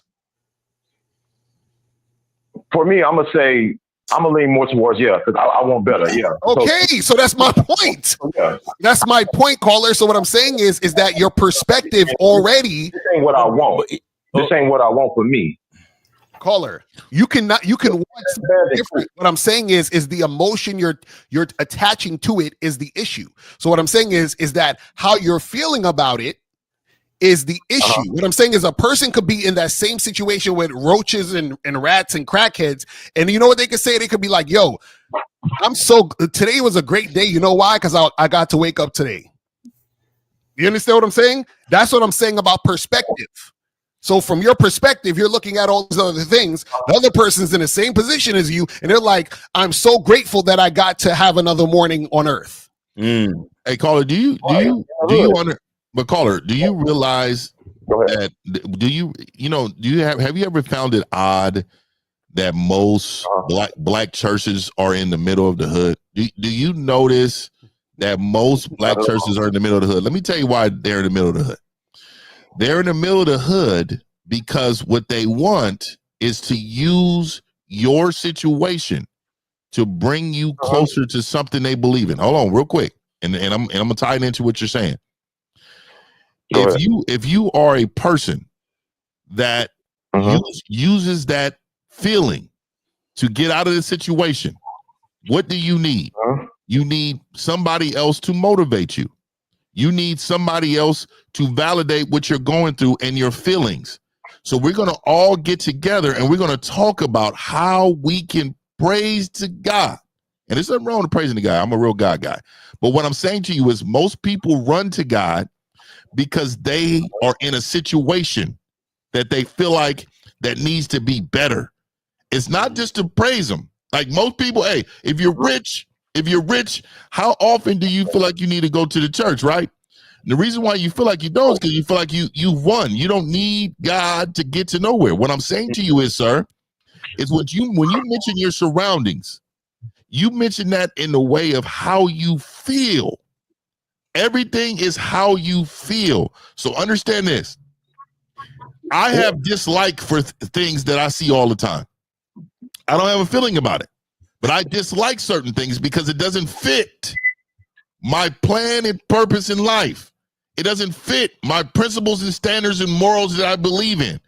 So what I'm saying to you is, you don't need emotions to get you out of your situations that you're in. You don't need to be fueled by nothing. And this is why I related it back to the churches in your area. They're telling you you need God to get yourself out of the situation, which you do, but you don't need to come to their church and paying 10% of tithes and all that. What I'm telling you is you are being used. And what I'm saying, you got that from your mother. I promise you. When you just mentioned your mother, no. You mentioned your mother. You said my mother, my roaches, and you want better. But as a man, you should never use your feelings to move you. That will make you emotional. We are logical people. So every time you mention fueling from emotion, you're moving on emotion. You get what I'm saying? You can't move on emotion, sir. You do it. So what you're saying is I can't use emotion. If I was a rapper, no, call it. Call it. Land the plane. I'll let you niggas land y'all plane. Let me land my plane one time. So if I'm a rapper and I go overseas and I'm seeing shit, I'm getting inspired, and I say, you know what? I'm gonna go in the studio tonight because I got an idea. I use the situation artistically. I can be in the hood and still be thankful, but say, you know what? I'm tired of hearing these gunshots. I'm tired of getting robbed. I'm tired of my motherfucking mama smoking this shit. I'm tired of this shit. And I come up with a plan. I say, I don't care if I gotta go to night school. I'm getting this shit done. I don't care if I gotta go to the army. I'm getting this shit done. I'm saying but that do require a certain level of game, because you can crash out and pick up a gun and do some stupid shit. But if you got a right mindset, a right plan, and you can see your shit through that, see your way through the tunnel, then yeah, I don't see nothing. About using a situation, feel about a situation to a positive. You're talking about reasoning. Once you start talking about reasoning, now you're talking about being practical. So you made a point between going and doing something real like the military or picking up a gun. Picking up the gun and just robbing niggas for the money, that's an emotional choice. Doing something legal and reasoning with yourself and saying, yes, this is going to be the long way, but this is the best way. That's you reasoning. Yeah, and also too, the thing is that's how I presented it. Right, but Carla, that's what I'm saying. What I'm saying is that if you're doing something that makes sense because it's practical, you can do that, and that has nothing to do with emotion, though. Facts. That's what we're trying to say. So what we're saying is that if you start to move, or you're like, well, I'm doing this because I feel this way, then you're conditioning yourself to move based on emotion. And that's what we're saying. So what we're saying is that you shouldn't be making the choices or feeling like, well, I'm motivated to do this because I feel this way. Because then now you're going to start to do everything that way, because that's how you're training your mind to do shit. So what we're saying is this: if you're in a place of roaches and rats and krakens and all that, you can say, you know what? I like 50 was saying, I don't like this, right? And then you can change that. But what I'm saying is that if you're like in your feelings, and then you're moving based just because you're in your feelings, then that's how you're going to end up moving in a lot of different ways in your life. That's all we're saying. So I think where we're confusing it is being in your feelings and using your feelings. I don't got to say. That's what I'm saying. That's what I'm saying. Feel it. Go ahead. That's what we're saying. What we're saying is don't use the feeling. Use what's practical. That's what we're trying to tell you. Because you're saying, well, I feel this way, so I'm using that as motivation. That's what we're trying to say. Can I does anybody on the panel remember this song? And I think Kendrick used the sample on his album where the hook goes, "Use your heart and not your mind, baby, just relax your mind." Right. Is an old song by SWV. And that's a fact, Miles. Do you know the song I'm talking about? I think I heard of that shit before, but yeah, go ahead. So what I'm saying to you, it's a group full of women telling a man to use your heart and not your mind. That's bullshit there. What we're trying to show you, brother, is we're trying to tell you to use your mind and not your heart, because you ain't no fucking woman. Right. You ain't no bitch. Because what you're really trying to tell us is that, oh, well, what if I use the feeling of seeing the rats and roaches to motivate me to get out the hood? Okay, fine. But we're saying that it makes more sense for you to use your mind to say, you know what? Rats and roaches ain't for me based on my masculine identity. And then I'm going to not use motivation, but I'm going to use logic to get the fuck out the hood, because rats and roaches ain't right. Rats and roaches means germs. Yeah. And here's the thing too. If you was to use logic, what you would logically say is, first, as I work on my plan to get the fuck up out of hood, let's clean up the fucking house to keep the roaches and rats away from this fucking apartment. Right. He doesn't have any game. That's the problem. He don't have any game. He's not a student of the game. He doesn't have any game, and he just doesn't want to admit that you just like everybody else, dog. Because caller, also this is what happens. See, if you keep using the emotion, you're never going to be able to have a relationship with a woman. You know why? Because your girl's going to do something that's going to annoy you. And you're going to feel some type of way. You're going to be like, fuck that bitch. And you're going to be like, I'm out of here. So you can never actually maintain a relationship being an emotional man, because as a man, you have to be practical and logical and be able to manage the situation between you and a woman in order to keep things going. But if you're being motivated by emotion, then that's going to seep into your relationships with the woman you're dealing with. Yeah, I think we're kind of running around a little bit. I get the point of it. You know what I'm saying? Like, if a guy is emotional and can't control himself, yeah, he gonna crash out. That's why guys have the little vices. They go home and they drink their beer, or before they get to the house, they gotta sit in the car for an hour. Those are guys that are controlled by their emotions. They're controlled by their emotions. I'm saying, I get what y'all saying, but y'all making it seem like I'm saying, oh man, every decision I make is because I'm feeling. No, you can have passion. Passion for me comes more from your energy. I'll say, AKA your heart. My mind is how I see my plan, but my passion, my motor, I think my motor comes from heart. Anytime I hit a nigga on the football field, man, that boy got heart. Anytime somebody knocks somebody out for doing whatever or protecting himself and got jumped and still got back on his feet and walked to school, that little nigga got heart. It's not. This is the issue though. This is the issue. Caller. This is the issue. This is the issue. One thing leads to another. You ever heard of the phrase the gateway drug? No, but I got an idea what it may sound like. So basically you might fucking smoke some cigarettes, and then you start smoking weed, and you start, doing coke, and you start doing crack. Yeah. It's like it opens yourself up to other things. Just like, for example, have you ever seen two motherfuckers like quote unquote play fighting or slap boxing, and then the fight turns real? For sure. Right. So it started out as we just playing, and now niggas is really fighting. So it starts out, I'm just motivated. I'm using this emotion to like motivate me. And it starts out that way. Then it turns into you an emotional ass nigga. Do you understand what I'm saying? That's what we're trying to get you to understand. You know what? Watch 88. I got to give you credit, dog. He nailed that shit on the head, dog. The problem is, dog, you think you have all the answers. And let me tell you, these men are telling you, you keep fighting that shit, dog. You keep fighting it. They're trying to tell you what you're doing is all fucked up. But yet you can't even. Who is they? I'm gonna go back to my mom. And they call in. We give them the game. They push back. Then we give them the game again. Then it's time to end the call. Man. That's what it is. I'm telling you, they mirror. We got calls now. We got other calls on the pipeline. Who is they? He's the only one. Who is they? What I'm saying is these men have told you that the shit you doing is on some bitch shit, and yet you're fighting it. They're saying, wake the fuck up. I hear the message. Go ahead and land. Go ahead and land the plane. Go ahead. So I'm gonna cut you off. Go ahead and land on me. Go ahead and land it. Bro. This is why you need the game, dog, because you on some silly ass shit. You came in here trying to get validation. They checked you on that bullshit you saying, and then every time they try to say something to you, you fighting them on them telling you a truth that you can't even comprehend because you ain't even in the game. You ain't even in the game. So they try and lace your ass in the game. This shit is and all you doing is fighting the information. Yeah. Do we got any questions? I'm cool. At the end of the day, you know what I'm saying? I can still take notes on what I need to take notes on. Yeah. Before I get out of here, this is an example of being emotional and being controlled. See, the game about Steve, dude, he likes to trigger people with little words. I could crash out, call him a bitch ass, bald head nigga. I could. You just did. You just did.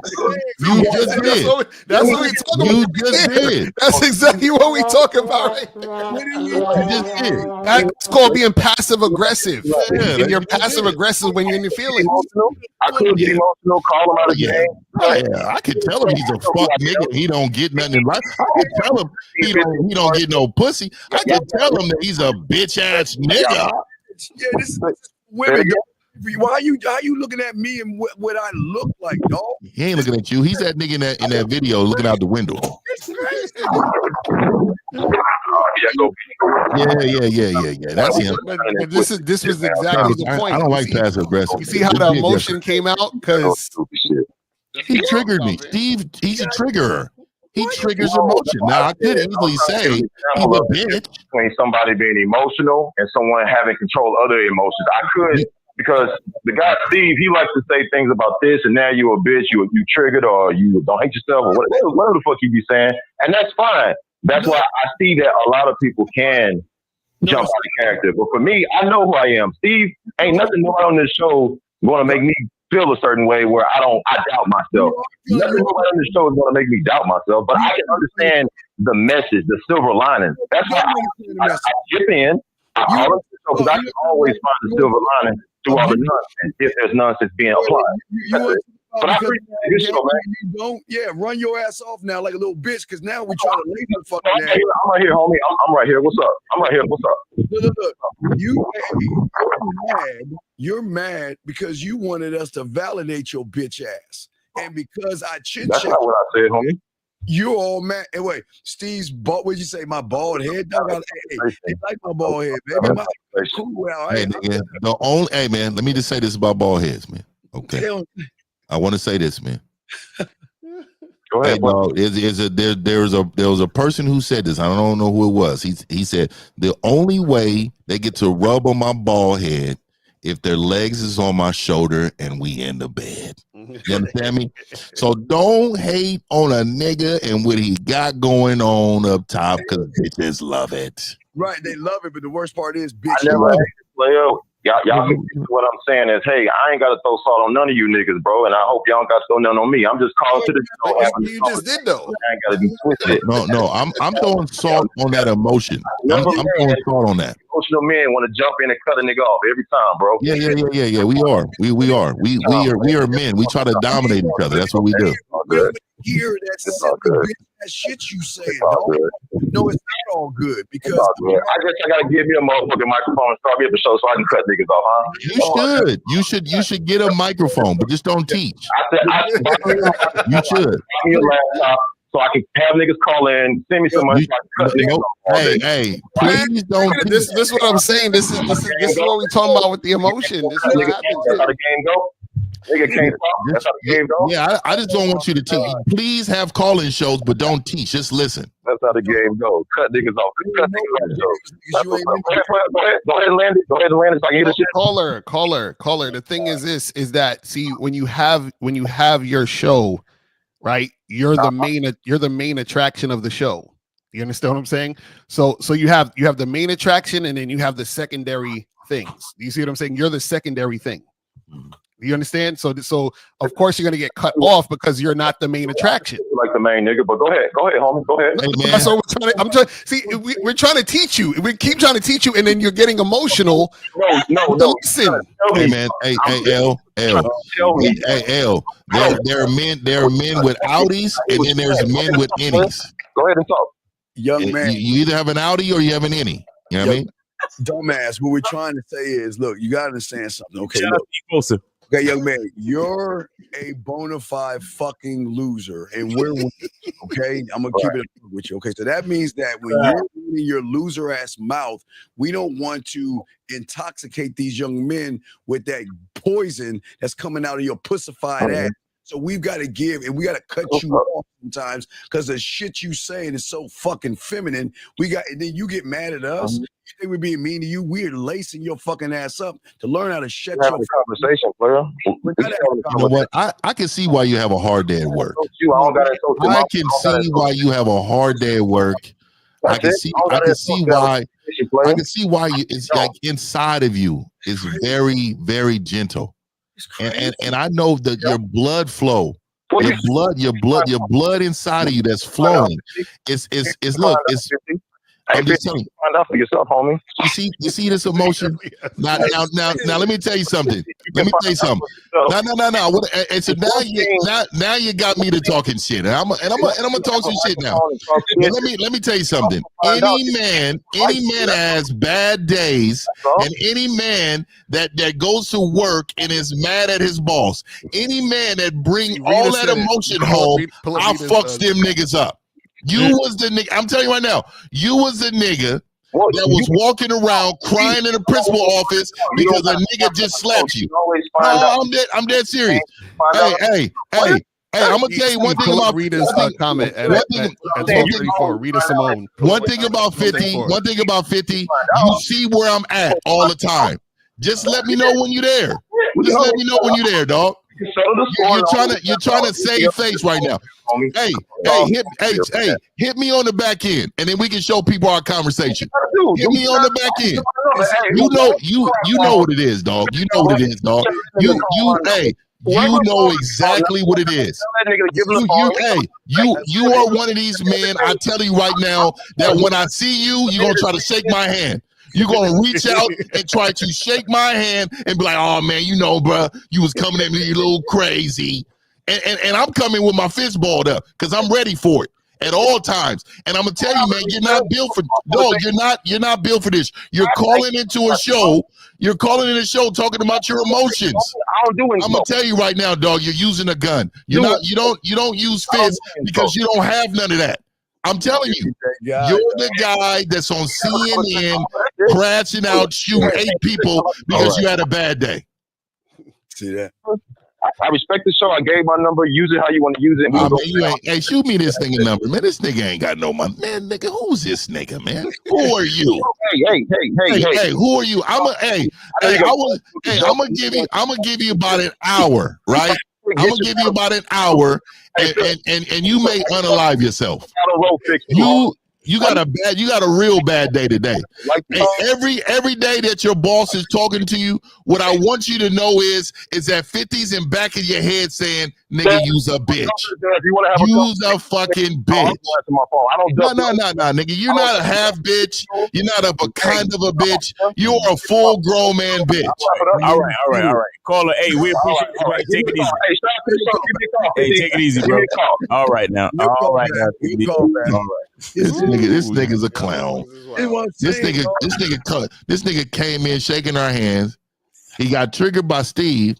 Then he woke up. Then he showed why he has bad days. This is why you're getting written up at the ball. Your boss is writing you up. Get your bitch ass out front, nigga. I done told you this. Dog, what the thing is that y'all were trying to give him something, educate him. Right. And he was fighting y'all on that because he thought he knew it all. And what losers do is like talking to a wall. And that's why I told him he's all fucked up. And then he got triggered off that shit. But wait a second. He still listens to us and still calls in and still does talk about all. And this is why, guys, this is why game is so important. These men here laced this young man, told him about his emotions. Yeah, and that's why these women going, I'm telling you, these are the type of men that go upside these women's head. We always talk about these men because he's been a problem. I'm dead serious. Soon as shit don't go their way, you find out who these niggas are. And then he didn't like the fact that we were teaching. He wanted to show up to class and act like he was a part of the lesson plan. Nigga, who is you? Nigga, who is you? Get your ass down and learn. Listen, man, I've never called into somebody's show where I didn't know the information and try to act like I know the information. You know what I'm saying? Like he was trying to be the teacher's aid and shit. Yeah, you know what I'm saying? Like, nah, nigga, sit your ass in the class then.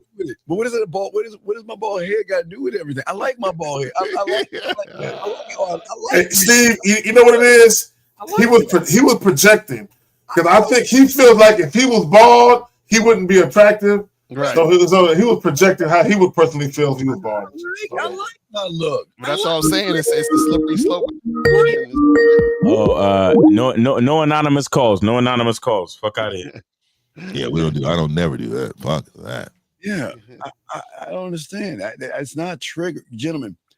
You have to be broken in order to have understanding. Your reality you're comfortable in. And in order to get out of your reality, you've got to be broken. And if you don't like the break and that hurts your pussy ass feelings, then go home. Take your ball and go home. I don't understand, though. Well, I'll tell you right now, dog. This is like he is. I don't know if y'all. I'm sure y'all seen Boys in the Hood. When that nigga Trey went to his woman's house and started swinging at the air, that's what they. Get that bitch ass shit. That's what that nigga's doing right. That's what he's doing right now, nigga. He's swinging at the air, man. That was one of the. That was out of all the movies I've ever seen. That's the number one most bitch ass scene I've ever seen. I can't believe it. I can't stand these niggas. You guys call up. That's him calling back, dog. That's him calling back anonymously because he want to get his last say in like a bitch. He can't just leave the room. He got to come back and say something. Fuck, nigga. That's crazy. Yeah. But yeah, that's what happened. So guys, call up 919-647-9392, 919-647-9392. So you got like 50 minutes left to call up. Yeah, I want to get back to the title. Do men really want respect, or are they afraid of responsibility? I would say that a lot of guys, they don't want the full weight of what it means to actually be a man and lead their situation. They don't want that full weight. And I say that because they're always asking women goofy shit. Like, what do you bring to the table? They're always complaining about what women are doing. And my thing is, if you were the leader, there would be nothing for you to complain about because you'll be dictating to the woman what you need done. They can't. A lot of these men, I mean, they're scared of their own bosses at work. They can't tell a bitch nothing. Man, nigga, we gave it. You know how much game we gave this nigga? We was on the phone with this nigga for like 30 minutes. Yeah, I mean, nigga, that's a full call, nigga. You know how much we charge for that individually? Nigga, we gave that to you for free, nigga, and you was pushing back. This, nigga, I tell you, nigga, I'm gonna bring it up again. My mom called. She vented. She was emotional. I gave her the game. She pushed back a little bit. Okay, hey, I'm gonna give you the game again. Now it's time for me to end the call again. So I'm telling you, you're mirroring women. Yeah, men don't act like that. You know what it is? Go ahead. No, I was gonna say this real quick. You know what it is too is that whenever you know, like how if a person goes into a job interview or some shit, they probably got to wait in the lobby, you know what I'm saying, for a little while. And then the secretary says, hey, you can come in now. They go into the room. The boss is already sitting there, or the supervisor, whatever. And then they got to come and take a seat, whatever. So there's like levels you got to go through. Like you got to send in your resume. They call you in, you go in the lobby. You got this levels you got to go to get to even speak to the boss or speak to the supervisor or the person's hiring you. Right. So what happens is that because a person feels that they have easy access to speak to you, they feel they're on the same level as you. And that's where the pushback happens. So even though they're asking you for advice or they're trying to talk to you, the pushback comes in because every time you're telling them something that they, are learning new or they don't want to really hear, it's reinforcing that they're not on your level. And they think they're on your level because they get to speak to you. Right. You see what I'm saying? So this is what I'm trying to tell you guys. This is what happens. So this is why you got a lot of guys who'll call in and fight this situation because they can easily call in and talk to us. They think because we're having the interaction that we're on the same level. You see what I'm saying? It's crazy. He said it a few times. He was like, "Hey man, we just having a conversation." Right. No. Well, and it goes also when people get underneath your videos after you upload your videos and they come into the comments and it's like, no, we're not on the same level. You think, oh, I want to have a back and forth with Zag or Steve or Fifth or whoever, and it's like, no, we're not on the same level. We're not. And you know what's even worse? I hate that the when they tell you what to do shit on. Oh, stop talking about this subject. Right. Don't do this no more. Hey man, stop it, man. I mean, like, who like, are dudes you? Be like, I'll be having dudes hit me up in the DM. They be like, "Yo, Lucario, I want to debate you," and I'm like, "Nigga, what? Like, how? Like, you can't debate me. What are you talking about? Like, wow, ain't that wild? Like I'm offended that you would think. You see what I'm saying? Like niggas been doing this for 20 years. You just started your YouTube channel last year. Session. Tell them book a session. Right. There you go. Book a session. We can talk about it. Yeah, we can talk about whatever you want to talk about. You got me for 30 minutes, nigga. Hey, debate all you want, nigga. Go ahead, nigga. Tell me what you want to hear. It's just wild out here, man. You guys are, that's what I'm saying. You guys are wild. Yeah, come on, man. Nigga had YouTube for an hour. Yeah, but they want to be Avatar in his motherfucking YouTube channel and shit. Avatar. Yeah, they think because they pay for some pussy or some shit, they think they know shit. Right. Then Don't get me started on those niggas. Yeah, they think they can cut them up. Wait. 10 million people calling this shit. Was that a lot of anonymous calls and shit? Anonymous moms. Oh, okay, yeah. So we can't hear you. He got it on mute because it's probably anonymous. Yeah, that nigga Miles is a cold nigga. Yeah, I put it on mute so they wouldn't interrupt. Yeah. Okay. Yeah. No. We got a call. We got a call. No call. No call. We got any questions? I think Fifth said it best. Like, the best thing is they can't take their whatever they teach and go on the street. Yeah, don't do that. We can go on the street. We can go anywhere where we teach. Anywhere. Well, not only that, who else got live show people call up? Right. Most people do it off the top of the dome. Well, they don't because of course they don't have nothing to say. Everything has to be prepared and written down before they talk about it. Yeah.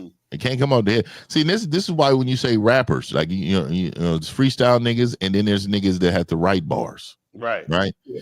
We do both. We write bars and we freestyle bars.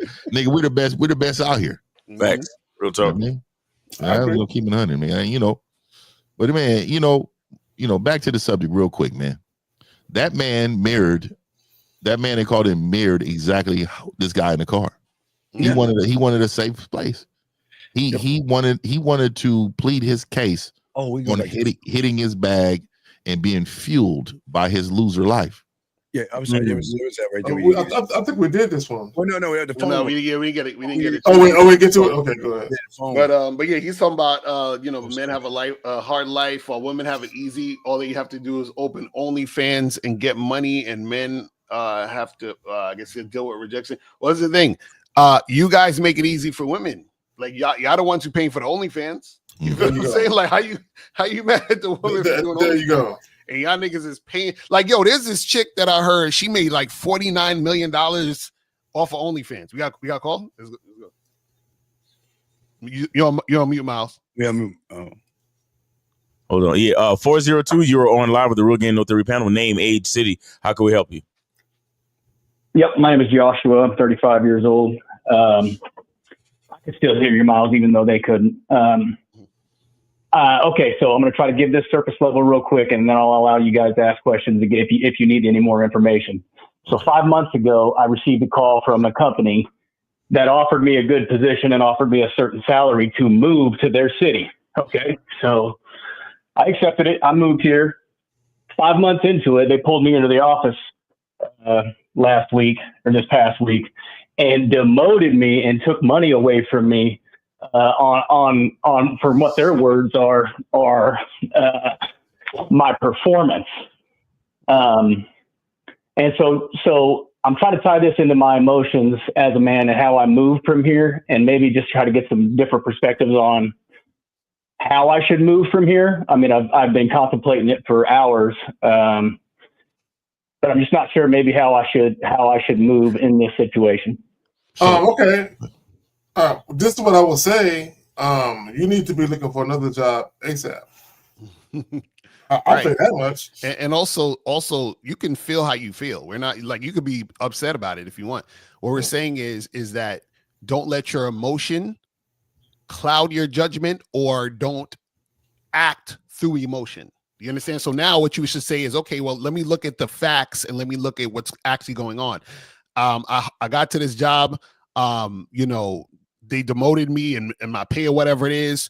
Do I like this or do I not like this? Am I cool with this or not? If I'm not cool with it, let me do a game plan to get out of this situation, to go here and do this other thing. You feel what I'm saying? So what we're saying is that, yeah, you can feel how you feel about it, but the action steps you take to move forward need to be thought about on a practical level and take the emotion out of it. So feel what you feel and put your emotion to the side and then think about your next move practically. You see what I'm saying? Caller, that's what we're talking about. So caller, let's go facts. All right. So when they called you in the office and they was talking about your performance, what exactly did they tell you?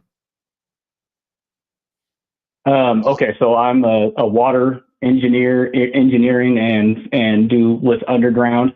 All that was brought up to me was specific instances where I didn't know specific things and I had to ask my supervisor or my boss about it.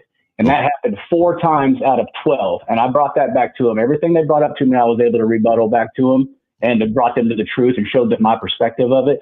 But that did happen. That's true. I had to go to my supervisor on 4 separate occasions to get some guidance because I did not know the situation. So when they brought you to the city, did they believe that you were expert in this field enough to do the job? Up to what I had told them, and I told them the truth of my experience in the past. Okay, so your resume, they assume. Go ahead. So I'm telling you because I'm an owner. So what they assumed is that they assumed that your resume, when you got there, was going to match your performance. So because your resume didn't match your performance, they demoted you. So this is the game, right? The game is that what type of relationship do you have with your supervisor? I mean, I thought it was pretty good. Otherwise, it's strictly professional. I mean, cool. Correct. And that's the problem.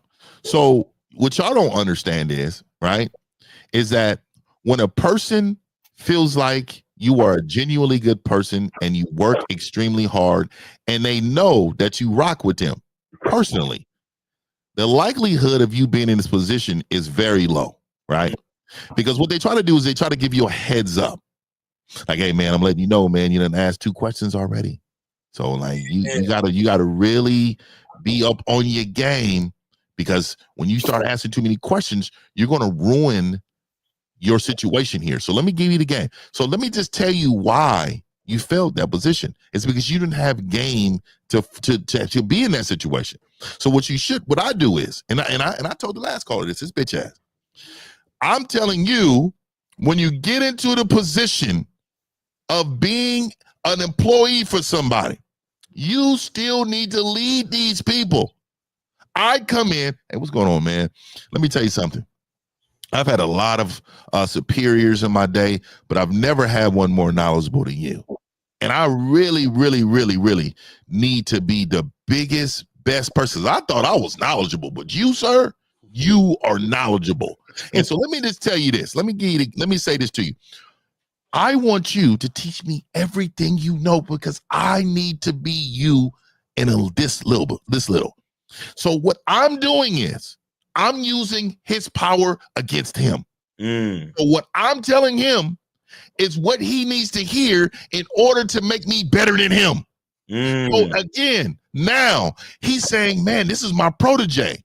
This guy right here, I'm teaching him everything. He can't fail. So when you do fail, he's going to give you a heads up on why you're fucking failing. Exactly. So again, you're giving him too much game. You're giving him too much game.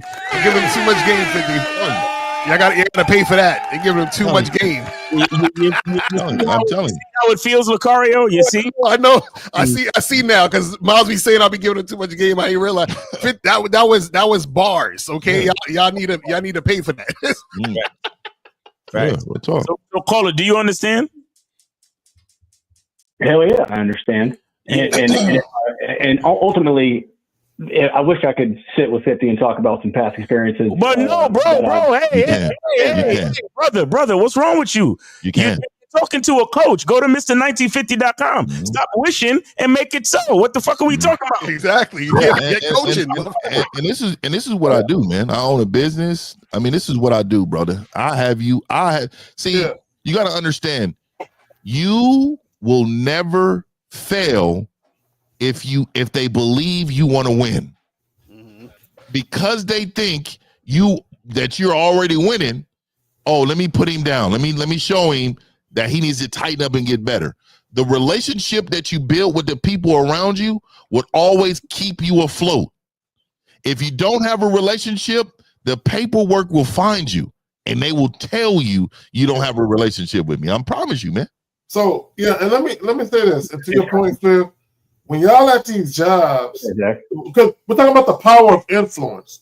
The power of influence extends beyond your dealings with women. Mm-hmm. Right? When people fuck with you, they'll look out for you. You know what I'm saying? Like Fish was saying, when people fuck with you, they'll look out for you. Mm-hmm. I'm telling you. I was under the impression it was like that up until last week, and that's not the case. I really do feel like I was set up to fail. No. I'm a long ass ways away. We'll see. Yeah. Well, again, 5 months later to demote my ass. They got me. They got me good. No. They didn't get you good. You got yourself. You got to remember, the vision is a part of the game. That means you have to see, and you have to see people's strengths and weaknesses, and you have to be able to see how people actually rock with you. Yeah. I promise you. So let me just give you a prime example. Right? Let me give you a prime example. Every time somebody I have employees. I got 49 employees.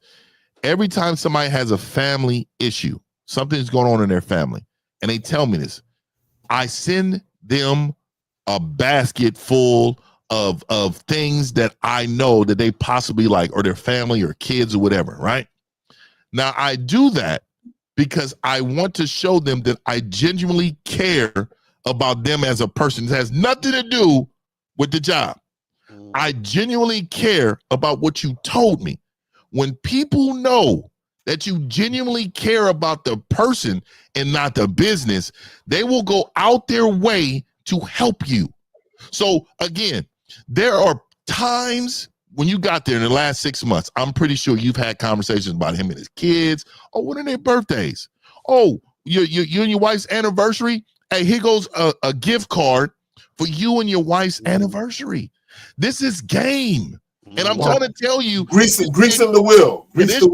This shit goes deep, bro. A lot of people are lazy employees. They want to go there and want to do their job and they want to clock out. If you want to win, it's called being in control without the authority to be. I'm telling you. Nah, that's a fact. And also, too, I think you got to take into account what these people are saying to you.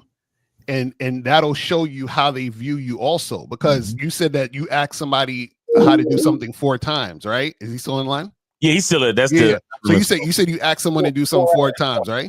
4 times out of 12. Right. And I guarantee you there's somebody at your job who's asked somebody something 8 times. Oh, and they're still in the position they're in. And the reason why is because, like what 50's saying, they like them more than you. Does that make sense? So that's always the thing. Because he was there before I ever even got here. Yeah. I mean, I really do feel like I was outcasted long before I even said yeah. So that's you. See, that's a you problem. Right. And see, again, this is why you need to book a session, man. See, because your mindset. See, this game is not just about women. Right. Exactly. And this is a prime example, dog. That's why we keep saying the game ain't about women. This is a prime example of you being in your feelings. So you're projecting what you feel to them. I promise you, there's a level of arrogance you walk in. You need to go in there with a certain level of humility that they couldn't even imagine. Man, I'm going there so charismatic. I'm in there shaking hands, man, congratulating people. Oh man, I see, man, you are putting in so much. Let me tell you something, dog. I'm going to make you feel good. Because I know when I got to hit you with this direct truth, you're going to know it comes from love. So this is why you lose. It's because you are in your mindset and believing someone is against you. But you're working against yourself when you should use your mouthpiece to work for you, bro. Right there's your boss, and always remember there's your boss, supervisor, but he's also a person. And I think what most of y'all guys don't understand is that, like 50% of the game is hell. Hey guys, when I was a mail clerk, I did the same thing. Hey, look, I always, if I got a chance to talk to my supervisor, if I got a chance to matter of fact, let me show you, dog. Even the game was so tight. When I went downstairs, I would bring kolaches and donuts to the security guards. Because I knew they had access to those empty rooms that I could set up shop to bring women up there and fuck at lunch. Fuck y'all. I knew that bringing them the donuts and kolaches, get cool with them. You did with the boss and everything, get cool with them. I was so cool with my boss. He would just toss me his keys and tell me, hey, go ahead and wash my car, or go get some flowers for my lady, or go set up his side crib. And I did that because I started to gain power in the company. Because you remember, there's upper management, middle management. Middle management is scared of upper management. There's power upstairs, but there's also power in the supervisor. So what Fifth is saying, all these men are saying to you, is that you got to run a game. You got to look, hey, pull your boss aside and say, listen, hey, look, hey, not about work, but hey, go in his office. His story is in his fucking office. Hey, whatever his plaques are, his favorite football, baseball, you start making a connection with him, because when you make a connection with the person, then when it comes to jobs, he's going to come back to you and say, hey, look, I just want to let you know in about a week or so, there's going to be another position coming up. So you run that game, but you got to. No, real quick, because L, you said something about positioning. I think you did a video. I think you did a live stream recently. You said something about positioning. And what guys have to understand, and I think Fifth said it, game has nothing to do with women. It's about positioning everywhere. Yeah. Right. In every single aspect of life, business, whatever it is, it's about you positioning yourself to always make sure you win. And let me give you a couple real quick 2 gems for everybody listening, right? And like I said, maybe I shouldn't do it because I feel you. But let me say this. You guys are lucky. See, I get a free game. Go ahead. Every exit for one of my employees, when they put in a 2 weeks notice, I literally go get them a book that inspired me to do more for myself, regardless of what it was. I said, you know what? Let me go get this book for this person. And I write in the book, thank you for your services. Stop. When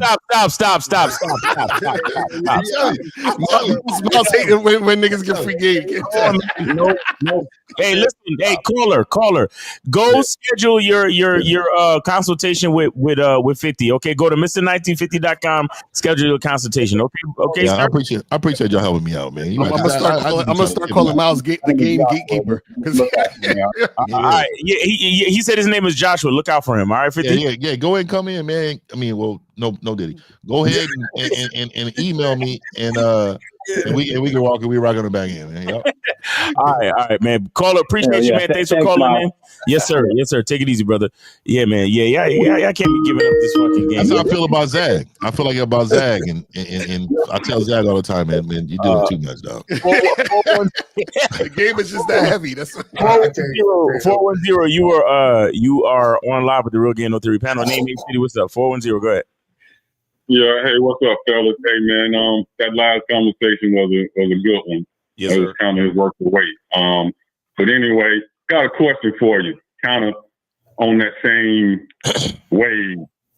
Like sometimes, like the game you gave me, I kind of damn near forgot it because I used to use it. But as I became a independent contractor and stuff like that, you know, I started walking with a bigger stick. But so I appreciate you for bringing me back to those fundamentals. Yeah. Because the Bible does say life and death is in the power of the tongue, and that's kind of what you're hitting on. Yeah. So that's real big. But so is there any time, you know, because some brothers deal with the fact that I'm a man, I can work hard, not even just men, women too. I work hard, I do a good job. I ain't finna kiss nobody, but I ain't about to do all this extra stuff. I'm gonna come to work on time. If I gotta stay a little late, I will. But I ain't about to be kissing no butt. Is that okay? So this is what I would say. You have to make a distinction between what you see as kissing butt versus what you see as positioning yourself, right? So even if you're with a company, you have to know, is this a stopgap maybe in another 6 months or a year, I'm gonna move on to something else? Or am I trying to do something with the position and elevate? You got to put yourself in position to get to where you want. You should always have a goal. Even if it's just a regular 9-to-5 job, you should have a goal. Am I going to grow with this company, or am I going to use the experiences I get from this job and springboard to something different? So for me, it's just like a woman, right? Like I don't even tell women what to do. They know what to do, right? Mm-hmm. Because what I let them know is my expectation. So I don't need to tell you, hey, I need you to be cooking and cleaning around this crib. No, I'm telling you my expectation of any woman that's in my space, right? So all you're doing is you're going in there with an expectation of leading these people that's around you. All you're doing is motivating these people around you, giving them influence to put you in a position that you already know you deserve. Mm-hmm. And in order to succeed, you need to go in there with a game plan of how to take over without nobody noticing. See, I'm a winner. Go ahead. This question. Does this type of mentality, should it also relate to like your living environment? Like for example, every aspect of your life. Yo, you sound like you need to book a consultation too, brother. That's what it really sounds like. Yeah. I'm trying to look, dog. Any room, any place that I'm in, I come in there with a whole lot of 50, man. And I don't care who feels what, when, how, and when. But even those who hate me, I view them as loving me more. Mm-hmm.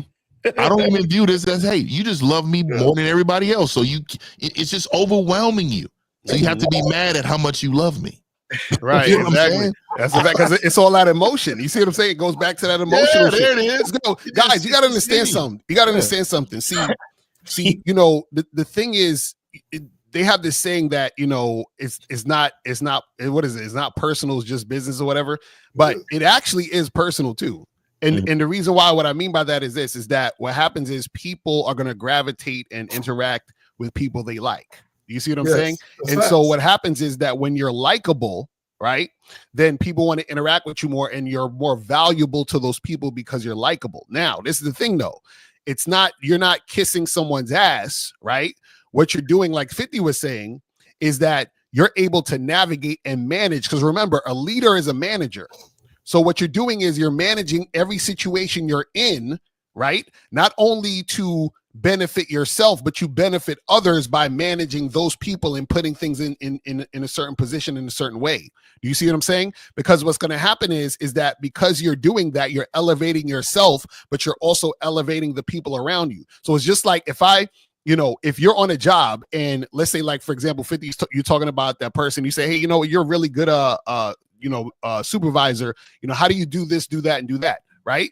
What you're doing is you're recognizing what he has that's valuable, reinforcing that to him so that he can give that to you so that you can elevate yourself. So it's an exchange. You see what I'm saying? That's how the game works. Yeah, I just had forgot those fundamentals because I hadn't had to put them into play, but yeah, I understand. I'm clear. So cool. And I just want to say this to what Elle was saying. Again, it's not about kissing nobody's ass. See, it's guys. Once you truly understand yourself and you're at one with your identity, you know how to move people. Exactly. Right. You know what I'm saying? From point A to point B, whether it's a girl you're dealing with, whether it's the fucking mailman and shit, right? When you need shit in life, and Elle, you said it, when you're likable, you'll be surprised at all the different shit people will do. Mm-hmm. Yeah. Because there are people at the job that are making those moves right now where a lot of people are sitting on their asses. They learn that, I got to make these positional moves to go ahead and get myself in the company so I can get that corner office. And what I do is push my pride aside, my ego and self-importance, and say, look, this isn't about pride. This is about the game of moving in the office and elevating my status. And to your point, Steve, they might have like a manager training program. Somebody just might fast track you there. Yeah. Because they like you. They know you and they like you. So they're like, you know what? We're going to skip some steps and get you up in that motherfucker. Because truthfully, I'll say this. The reason why a lot of you guys also, too, will get coaching with us is because y'all like us.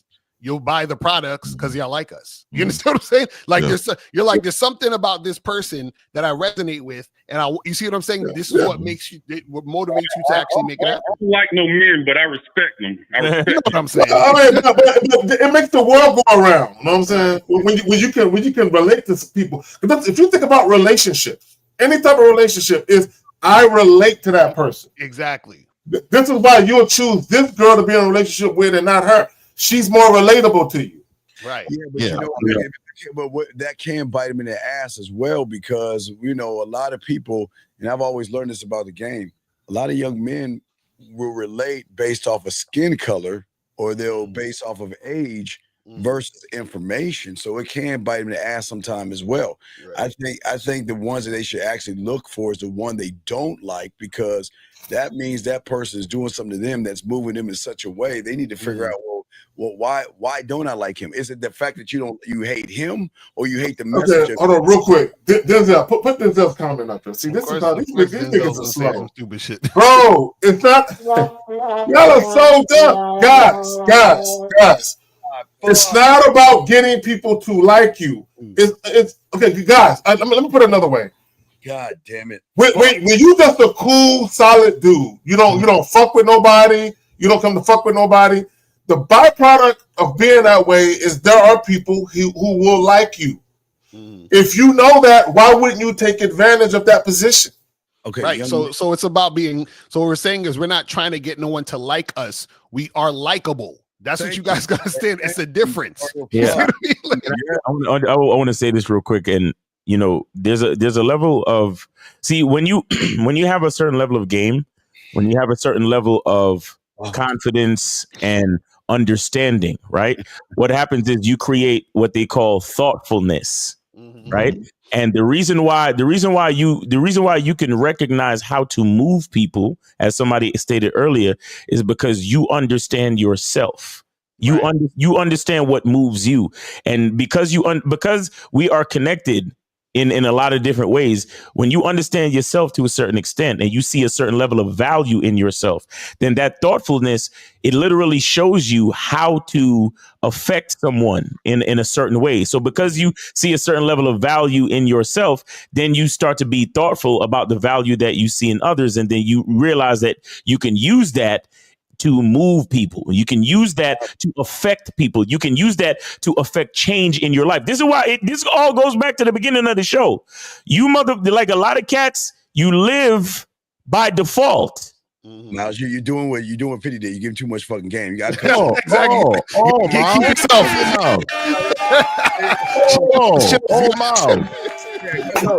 Come to masculine identity membership back. Masculine identity membership back, bro. That's what it is. You got that young man. This last phase, man, been some good conversation. There's a bunch of static in the beginning, but there's some real game y'all just dropped these last few minutes. And see, this Kevin from Duval, you gave me a headache last night. I gave you a headache because you talking about paying $350 to a bitch on a date. That's why. What? I gave you. My God, no, that ain't so quality. Are you serious? Wait.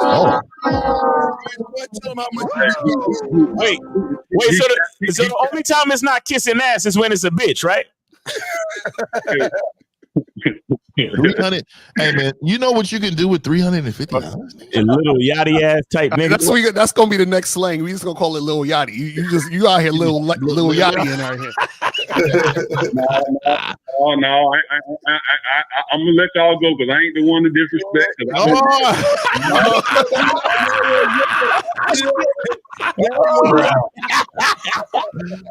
Hey man, hey, ain't it funny? On one end, it's just you're not manipulating. You're not all. The other end, he giving $350 though. Oh, that's come what I'm on. saying. We That's can't.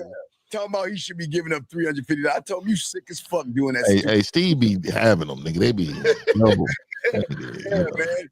He think I was being mean to him, but Steve, you be giving out too much too, nigga. You had a 7-hour live. In my mind, just 7 hours. 7 hours, nigga. That's a work day for some people and shit. That's what I said. That nigga had a 7-hour live. I was like, nigga, what is this nigga flowing? They be flowing. And I need guys to understand. Because a lot of dudes come in to my y'all talk about the game ain't about women, but you always be talking about women. No, Check the show. Yeah, this whole show, nigga, was it wasn't about women. No, it wasn't about women. This whole shit wasn't about women. It's about men and self-perspective, masculine identity, all that other type of shit. Oh, and speaking of, you know what? Let's do this. Are we good? Anybody got anything else? Yeah. Real quick. I got a Shamar Moore. I got a video coming out today. How with Shamar Moore and Travis Hunter, it's legendary show. I mean, an upload. So y'all check it. It's gonna come out today. And then also, I am reviewing The Bachelor. I'm in the game now. Oh, we up with these suckers. So we up with the suckers. So I got a little review going for The Bachelor, and y'all got to see the review, man. He's a sucker. I'm gonna go ahead. We're gonna start there. Nigga cried on the first episode. Go ahead. On the first episode. Guys, that has been the Real Game No Theory show. Make sure you go to The Man Mindset on YouTube. The Man Mindset. Get with Steve the Dean, where you had a 7-hour show. Yeah. Well, I'm sorry. I got it. It was 8. It was really 8. Really 8. God damn. This nigga gave y'all a whole work day. That's to let y'all know how much with no break. I don't know when the nigga piss. When did the nigga urinate? How did he do that? Nigga got a cup up under the table and shit. You got a fucking bedpan. You got a bedpan and some shit. Yeah, but anyway, he gave y'all a whole work day of game. Shit. Mm-hmm. So understand how abundant the game is. Make sure you go to The Man Mindset on YouTube, or you can email him at themanmindset@gmail.com. And then also make sure you go check out Mr1950.com. He can show you how to take over the workplace. You feel me? That's the G-Spot candle right there. Make sure you go to Mr1950.com and go to gatewaythegame.com to get on that Silverback Lifestyle membership. And of course, get with your homie, K-Zag, the big homie, the uncle, the nigga in the barbershop that'll give you that game that you need, man. Curse y'all niggas the fuck out along the way. All y'all remedial niggas. He ain't got time for y'all remedial niggas. Facts. And so K-Zag in 20, manhoodisaskillset.com, or check him out on The Return of Manhood on YouTube. Yeah, man, come holler at me, man. MasculineIdentity.com, MasculineIdentityMembership.com. This Monday, we got the masterclass where we will be talking about a man's responsibility of sex. We're going to be talking about leadership in the bedroom. We're going to be talking about who initiates. We're going to be talking about your repertoire and your sexual identity. So make sure you come get with us, MasculineIdentityMembership.com. And also, all the soap on the website, masculineidentity.com. All the soap until Valentine's Day will be 20% off. All you got to do is type in love, type in LOVE on the discount code, and you can get 20% off all the soap. The more soap you buy, the more you save. Boom. Yes, sir. And then go check out Mr. Lucario, the bad boy of the dating game, at badboymembership.com. Hey, Lucario, what's the name of the program you got this month? Oh, yeah. So this month we dropped the 7 stages of a long-term relationship. All y'all need to listen to that. That is mandatory. Viewing, because y'all motherfuckers, I know y'all don't want to be players, y'all want to be boot up. So hey, and they need to be, and they need to be just one bitch. They get you one good bitch. Y'all niggas cannot stop it. Right. So go to badboymembership.com or MrLucario.com and get with the bad boy of the data game, Mr. Lucario. That has been Real Game No Theory, man. We appreciate all the callers. We appreciate everybody in the chat, and respect to the panel. And yeah, man, look, guys, notice what this show is about. We don't show up here because we feel like it. We show up here because we are consistent. Okay. Serious. You see so many other shows and panels fall apart, after a first. Y'all think Steve did an 8-hour live stream because he felt like it? No. Oh, really? Okay. Get my feel like right. You're right. I didn't feel that shit is wild, nigga. That shit is the worst. It's a wild nigga, man. The funniest shit for real.